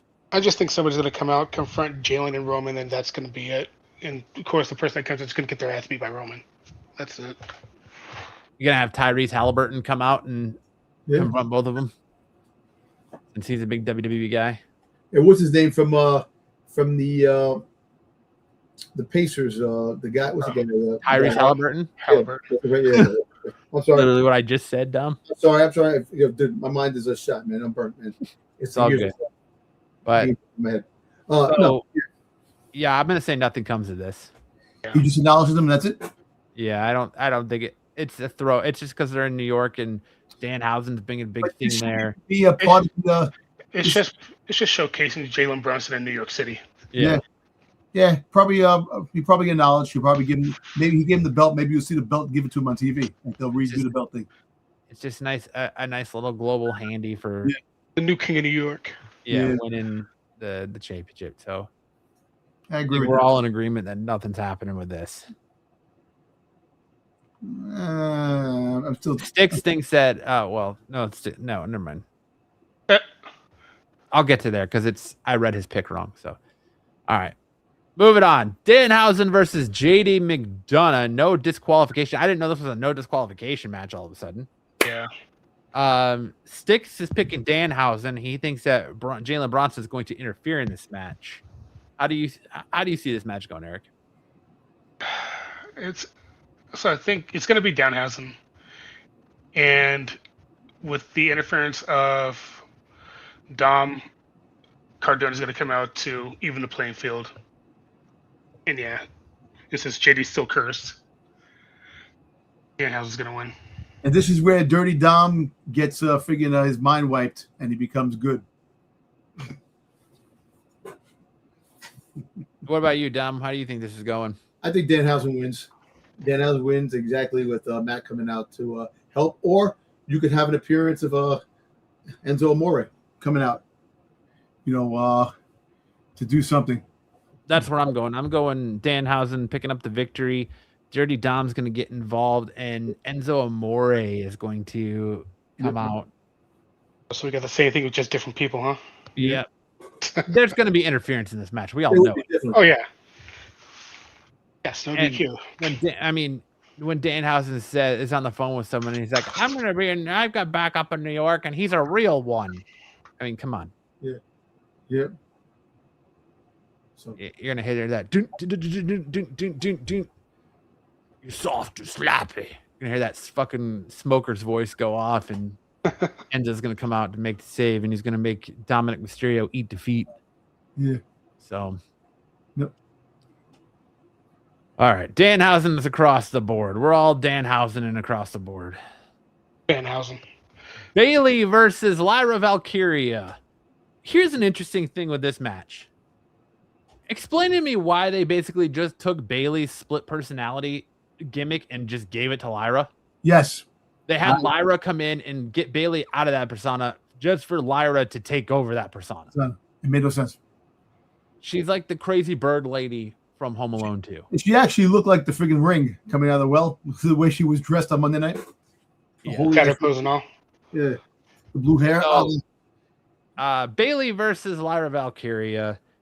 I'm going to go with Bayley here. She's on the way. Her contract is up soon. I think Bayley is going to start getting a lot of attention because WWE is going to want to resign her. So I think she's going to start getting a big push. I'm going to take Bayley over Lyra here. I will counterattack and take Lyra. I think Lyra wins. Styx is taking Bayley as well. You're taking Lyra. What about you, Eric? I am taking Lyra with the assistance of Tatum Paxley. Oh, you think Tatum Paxley is going to come get involved, huh? Oh, nice. She hasn't been seen ever since she lost, and that's the only way I can think of it right now. Well, actually, no, she's been seen. She's been seen in NXT. She's been in the picture. She got speared. Yeah, wasn't she on NXT last week? Yeah, she's been there. She was in the gauntlet match or Fatal 4-Way or whatever it was for the Women's North America Championship. Yeah, yeah. That's right. Yeah, so she's been. I think that I'm just saying that since Reina now took her out after the show went off. Well, I actually look. I'm gonna look at it this way. I don't think there's gonna be interference in the match. I think it's just gonna be a straight out, and Lyra's gonna win. She's gonna try to Bayley's gonna talk to her, then she's gonna okay, and then all of a sudden she's gonna freaking take out Bayley after she gets Bayley's guard down. She's gonna do crocodile tears. Yeah. Yep. Crocodile tears. All right, so I'm taking Bayley. Styx is taking Bayley, and Dom and Eric are both on Lyra. But Eric's going for that extra with Lyra via interference from Tatum Paxley. Next up, we have Paige and Brie Bella versus Fatal Influence, Fallon Henley and Lainey Reed for the Women's WWE Tag Team Championship. I will go first on this. They can lose their belts.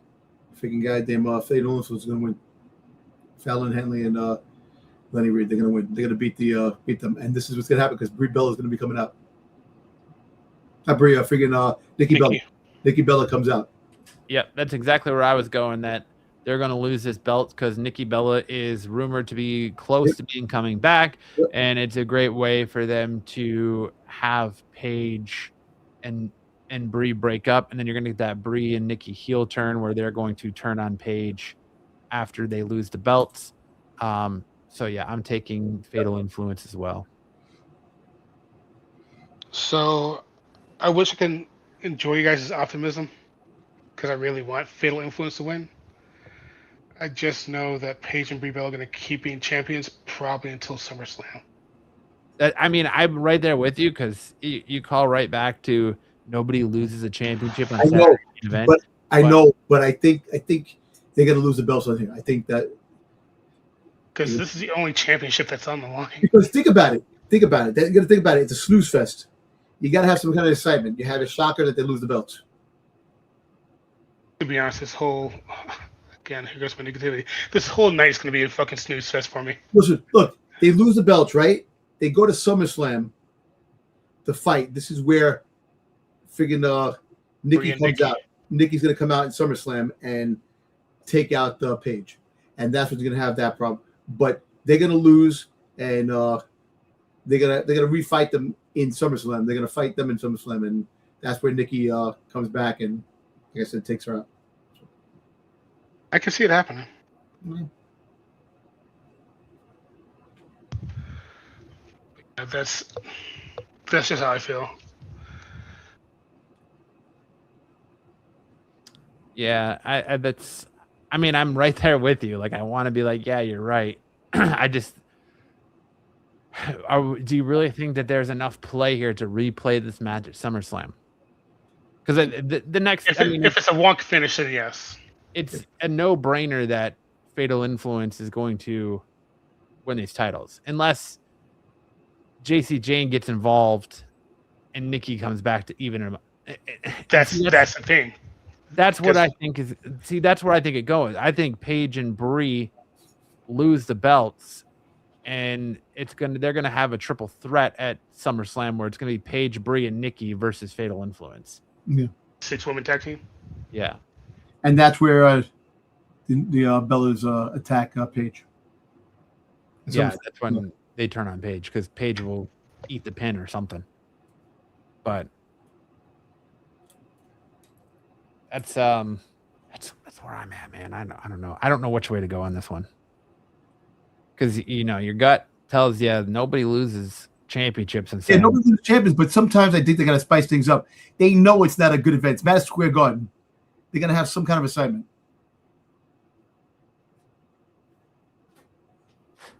Yeah. Man. At these points, I pray to be wrong. I pray that you're wrong too. Thank you. But all right, I'll lock it in with Fatal Influence winning. I'll eat it. I'll make my triumphant victory at SummerSlam. It's all right. Then we have Cody Rhodes and CM Punk versus Sami Zayn and Gunther in a tag team match. Well, we all know it's going to be CM Punk and Rhodes winning because Nick Aldis is going to attack Gunther. Yeah, I agree. I think I'm going to take Cody Rhodes and CM Punk over Sami Zayn and Gunther as well. I think we're all on agree on this then. Yep. It's a wash. It is a wash. Question is, where does Sammy go from here, though? Yeah, you see, that's the thing. With Sammy, he's the wild card. Like, who is he going to face unless Randy Orton comes back? Well, where you gonna put Randy though? Because he has Sammy at SummerSlam. Just random rivalry. Yeah, like he comes back and he. So I don't know, because remember because before Randy went out injured, Sammy, they kept having conversations, him and Sammy. You remember back a few SmackDowns, there was like that Sammy was always talking to Randy, even when Randy attacked Cody and stuff like that. So there's something there if Randy comes back. Like I said, no, but I see Randy coming back at SummerSlam and interfering with the Cody Rhodes and CM Punk feud, because remember their feud never ended, him and Cody yet.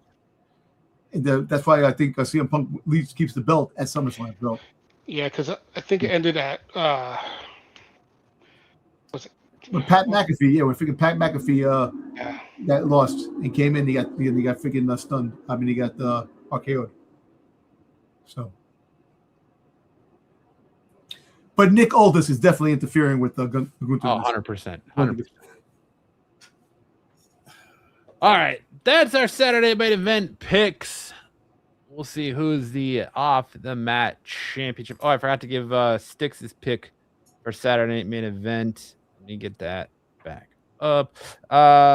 Styx is picking Rhodes and Punk, and Styx also took Fatal Influence. So, okay, there you go. Styx says Sammy needs to go on a buzzsaw tour through the roster leading into WrestlePalooza or Survivor Series against whoever the champion is at the time. Yeah, maybe. I see Sammy winning Money in the Bank. Yeah. Either Money in the Bank. Maybe that's how you get Sammy back in the Bloodline storyline. Is you have Sammy win Money in the Bank, and maybe he tries to surprise cash in on Roman and fails. Yeah, could be. Maybe you have that down the road. I don't know. It can go many ways, but that'd be that'd be too much. That's too much good storytelling for creative to freaking to work on. Too much effort. Yeah, too much effort. Exactly. Feeble minds. All right, now we're going to get into our 3 count where we give our recap of this week in professional wrestling with our best moments, worst moments, and what were they thinking most of the night. And we're going to start with Friday Night SmackDown from last Friday, and we'll kick it to Eric. Eric, do you want to give us your best moment, worst moment, and what were they thinking moment of the night from Friday Night SmackDown last week? Trying to recollect. So, best moment was straight up the Trick Williams versus Carmelo Hayes match up until Baron Corbin came through.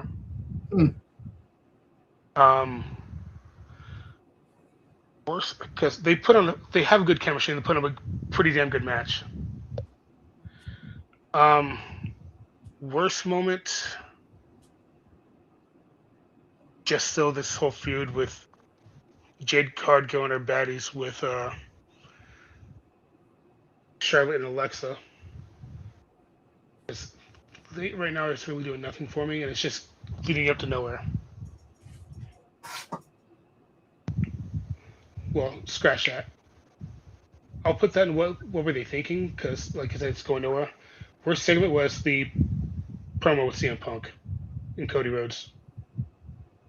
That was just a boring ass promo. I'm sorry. It was just so stale. Yeah, that's my what were they thinking is really they're giving us this Cody Punk match with no build up, no stakes, no nothing. It was just tossed together and like literally Cody Rhodes coming out and CM Punk sitting here like slobbering all over this other talent, and he's just like, say when. All right, well, we got our championship match for SummerSlam. Right. You know, it was like you found the prize at the bottom of a Cracker Jack box. Like there was nothing to it. There's a prize in every box. Yeah. My worst moment of the night was having to look at that eyesore that is Trick Williams' belt. I don't mind it. In the return of Baron Corbin. Never-ending story. And then best moment. Actually, no, I'm going to take that back. My worst moment of the night was the Royce Keys Jimmy Uso match, and the fact that they had to run it back on Raw again when nobody asked for it in the first place. I did like the promo. I did like their promo though. The promo was fine, but their match was whatever. So I'm gonna go with that as the worst moment of the night was Royce Keys and Jimmy Uso. And I'll say the best moment of the night was the return of Baron Corbin, just so Eric can't say that I'm negative on Baron Corbin. I'm just saying negative in general. What you got, Dom? Well, my best moment on SmackDown. It's like the best and worst moment. The Jimmy Uso versus Royce Keys, but also when Solo came in and made believe he was with the Bloodline. And then that's on Raw though.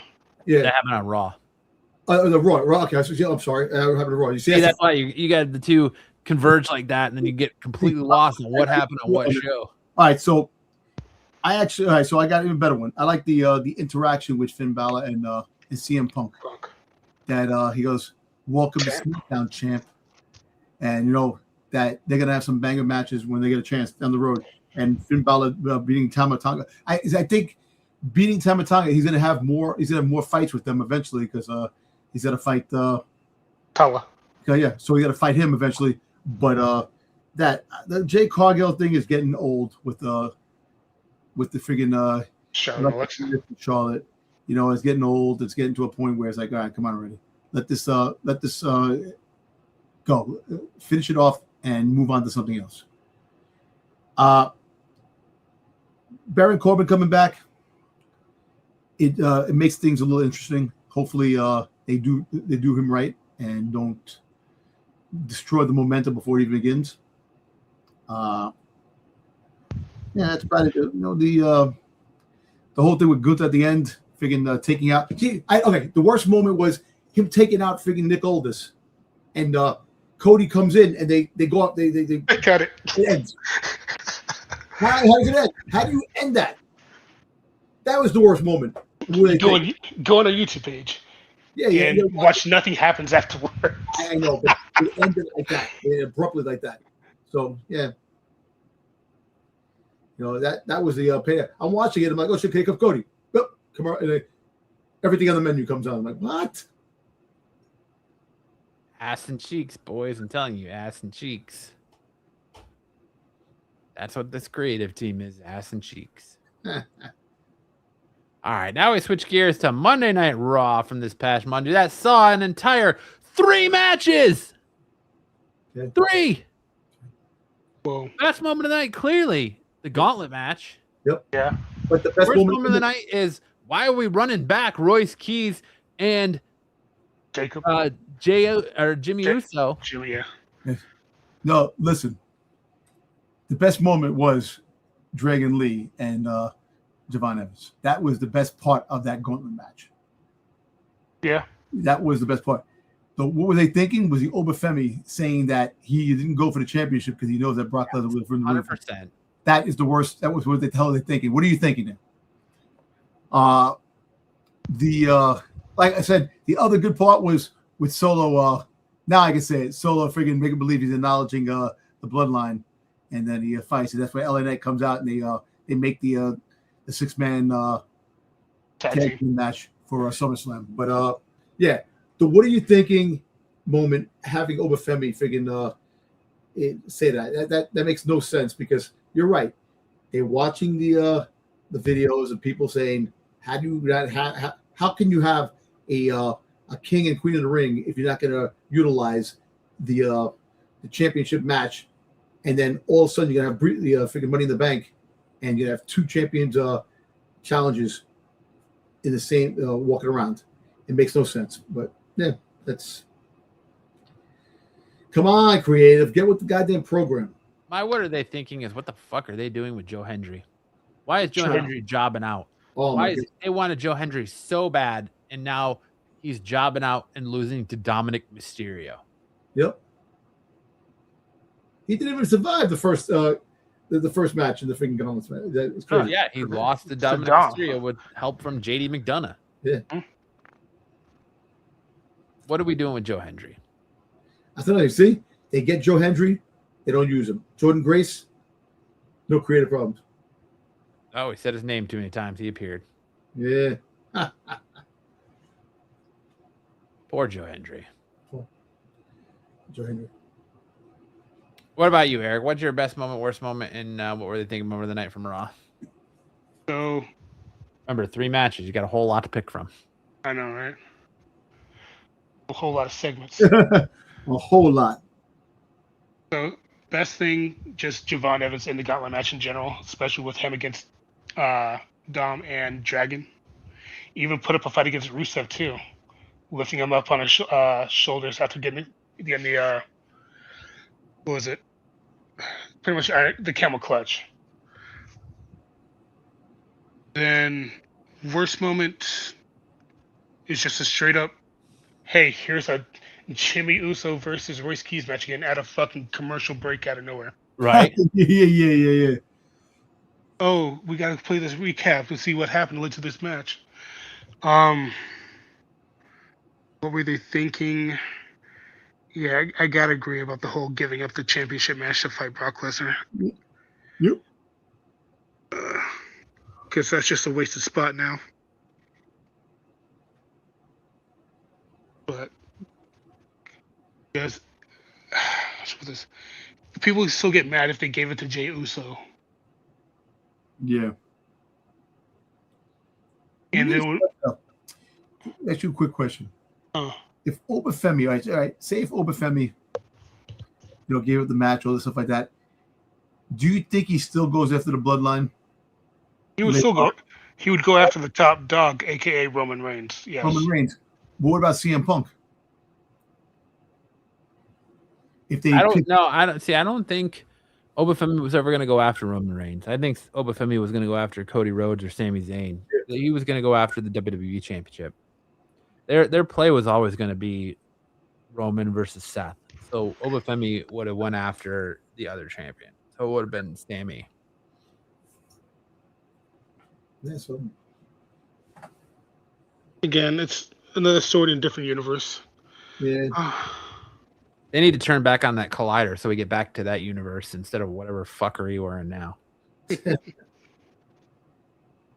But all right, that's it for Raw. Now we turn our attention to NXT. Did either of you watch NXT last night? I watched a little bit. I watched the women's North American Championship. Yeah, Yeah. That I was like that good. match a lot. Yep, that was Even good. though Zarya needs, I love Zarya, but she needs a better move than a spear in an F5. I know they got to give it. They might change it, but dude, I'm so tired of seeing spears in WWE. Everybody, like I said it to Eric earlier, everybody's got a spear now. hey, did you see her in the skirt? Yes. Jesus Christ! I'm like, damn, freaking Zarya, man, holy shit! And we have too many people in NXT that have identical names. Zarya, is he? I know. Lizzie Dame, Lizzie Rain. Who else? You have Kalani Armstrong and Kalani Jordan. Yeah, exactly. Change their names. Do something. It's Callie Armstrong and Kalani Jordan. They should have a girl's name. You have Kiana James. Yeah. And Kalani Jordan. Like, there's just too many names that sound similar. Should have BBL Torres. Some shit like that. Jesus.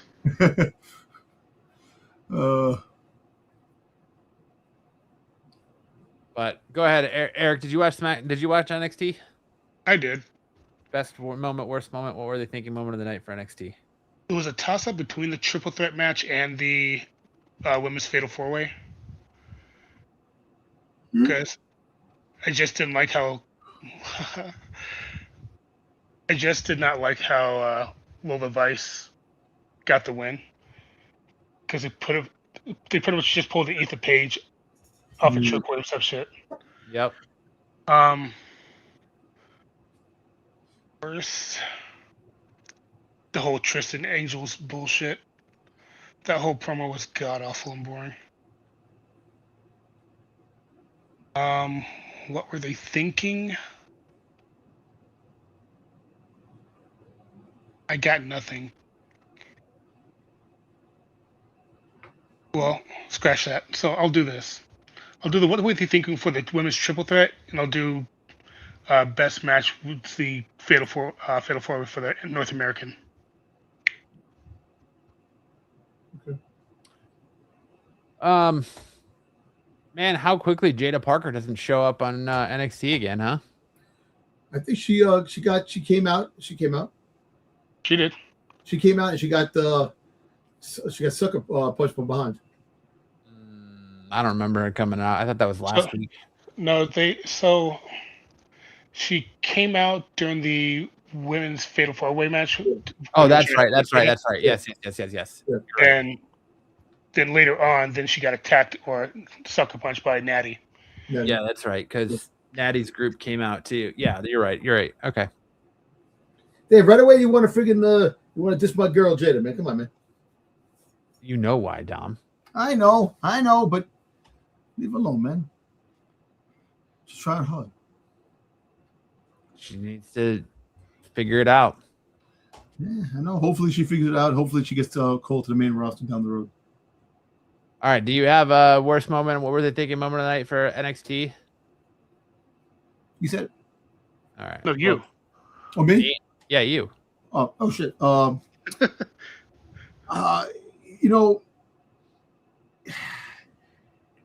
really. I wasn't looking at that. Like it kind of like, you're right about the Lola Vice winning the way she won. Other than that, I don't like. Naraku. I don't know. Is he already like dead in the water? I don't think so. Like his intrigue. I don't know. Is it his intrigue? I don't know. Just because of his match against Tate Wilder or what? I don't know. It's just like he's like losing to freaking goddamn Tony D'Angelo. Kind of like took the steam like really out of him.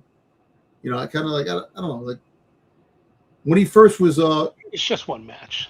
I know, but the one match. They seem higher up on him than they do Mason Rook because they seem like they all about abandoned ship on Mason Rook. Well, Mason Rook is probably going to wind up in AEW down the road. That's what it feels like to me. He's going to go where he's appreciated. Abandoned ship. And he will wear a tutu. That's what he'll be wearing. NXT overall, like, it's boring, dude. I can't watch. It's not like it was. I understand, but it still has some entertaining. You know what the crazy thing is when you watch Raw and SmackDown, and then you watch NXT, you're like, oh yeah, this is why this is NXT, and that's the thing because you're the big extravaganza of Raw and SmackDown, and then you go, all right, the minor leagues, NXT. But don't get me wrong, there's good matches, there's some good stuff in there, but you can see the quality. The quality is so different compared to those big shows. I went to watching NXT religiously to watching it in clips like I used to do SmackDown. I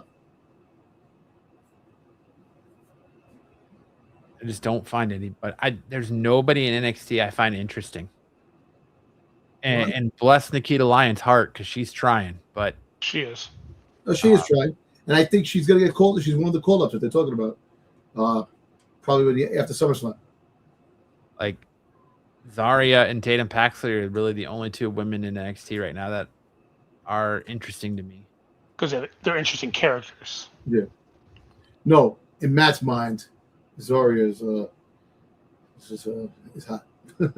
And I will not hide that I think she's hot, but I think she's an interesting character. I liked her feud. Once they finally got her away from Sol Ruka and she's kind of opened up a little bit now, she's way more interesting. But it's just the fact is that her moves, like we were talking about the moves, I understand her moves, the F5, yeah, she needs a better move set. She can't just be the female Brock Lesnar. / Goldberg. Or / Roman Reigns. Yeah. Superman punch, F5. Because that's like, I don't know, how many spears did she hit in the last minute of that match last night? She speared everybody. That's kind of cool. But all right, that's it for NXT. Did anybody watch AEW Dynamite last night? Nope. I didn't watch it. I did. My best moment of the night was the Kenny Omega getting the original AEW championship back from the Young Bucks, where they were dressed like the New Day, like they totally did and recreated the whole, like Kofi Kingston getting the WWE championship away from, or after he beat Daniel Bryanson, and Daniel Bryanson had the eco-friendly WWE championship, and they threw it away and gave Kofi the real one. They kind of redid that to the point where the Young Bucks were even wearing New Day colors, if you paid attention. I saw. So that was my best moment of the night. The rest of the show was pretty unforgettable. Pretty forgettable. Sorry, not unforgettable. Pretty forgettable. What were they thinking? Is I'm tired of them just giving wins to Mercedes Moné for no goddamn reason. Just because she is who she is. And Darby Allin winning over Brian Cage. I love Darby Allin. He's one of my favorite performers in AEW, but him being Brian Cage is ridiculous because in any other time and place, Brian Cage would fucking pick his teeth with Darby Allin.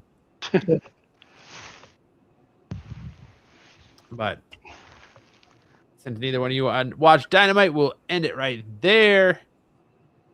And that's it. That's our show this week. Thank you all so much for hanging out. Programming note, there will be no show next Thursday as Dom and I will both be in San Diego, partaking in San Diego Comic-Con. So watch our social medias for that, for potential wrestling interactions and interviews. Maybe we'll get to shake hands with Danhausen or get a quick interview with Danhausen or something. We'll see what happens there. But no show next Thursday, as we will be in San Diego. So join us the following week where we'll be doing our SummerSlam predictions. So yeah, if you want more professional wrestling goodness, you can check us out here every Thursday night. So make sure to hit that like button, hit that subscribe button. If you want more for Dom, check him out tomorrow night over on Renovision on the Qualified. Qualified is off tomorrow. They're not on tomorrow. Okay, so no Qualified tomorrow. Then you can catch Dom and I Saturday night for SNS. We'll be talking San Diego Comic-Con and everything that came out big in pop culture this week. And you can catch us here all week too. If you are like a good majority of our viewers and you are into comic books and professional wrestling, please make sure to head to your comic book shop and pick up Do a Powerbomb. I know it is a re-release. Daniel Warren Johnson's Do a Powerbomb. It was re-released. They're trying to put all 7 issues into 3, so it is a double-sized issue. Do a Powerbomb is one of the best professional wrestling comic books out there. So if you're into comics, head to your local comic shop and pick up Do a Powerbomb. But that's it for us. Eric, tell the people what you got going on, where they can find you as well. Plan to do a couple streams probably on Friday or Saturday at twitch.tv/FireLordSombra. Watching my old clips on YouTube at FireLordSombra. And pretty much, if you want to chat with me, I'm on Twitter. Same handle. He's on X. Yeah, make Twitter. sure to head on over to twitch.tv FireLordSombra and give Aaron a sub up to Aaron or Eric. I said Aaron. Too many E-nays in my life, man. But yeah, head on over there to twitch.tv/FireLordSombra and give Eric a follow and check out his streams if you're a video game player. Got so much content and more over there. But that's going to do it for us this week on Off the Mat. I hope you guys enjoyed the show. Have a great week. Enjoy Saturday, my event. Saturday, if that's even possible. Enjoy SmackDown tomorrow night. And Dom, send us out with some words of wisdom, my friend. I just want to put a shout out to people. Be safe out there with the fires that are going on in Canada. You know, hopefully they get under control, and prayers to people out there that are definitely that need it. The air quality here in New York City sucks at the moment because it's at a dangerous index. So just be careful out there. You know, don't try to do anything strenuous out there because the breathing is difficult. But be safe, and Matt, let's be safe on our journey to San Diego this week and next week. Yes, sir. All right. Well, that's going to be it. If you guys are in San Diego and you see us, please make sure to say what's up, say hello, all that jazz. We're excited to do it. And on that note, have a great week, and we'll see you guys in 2 weeks for our SummerSlam prediction.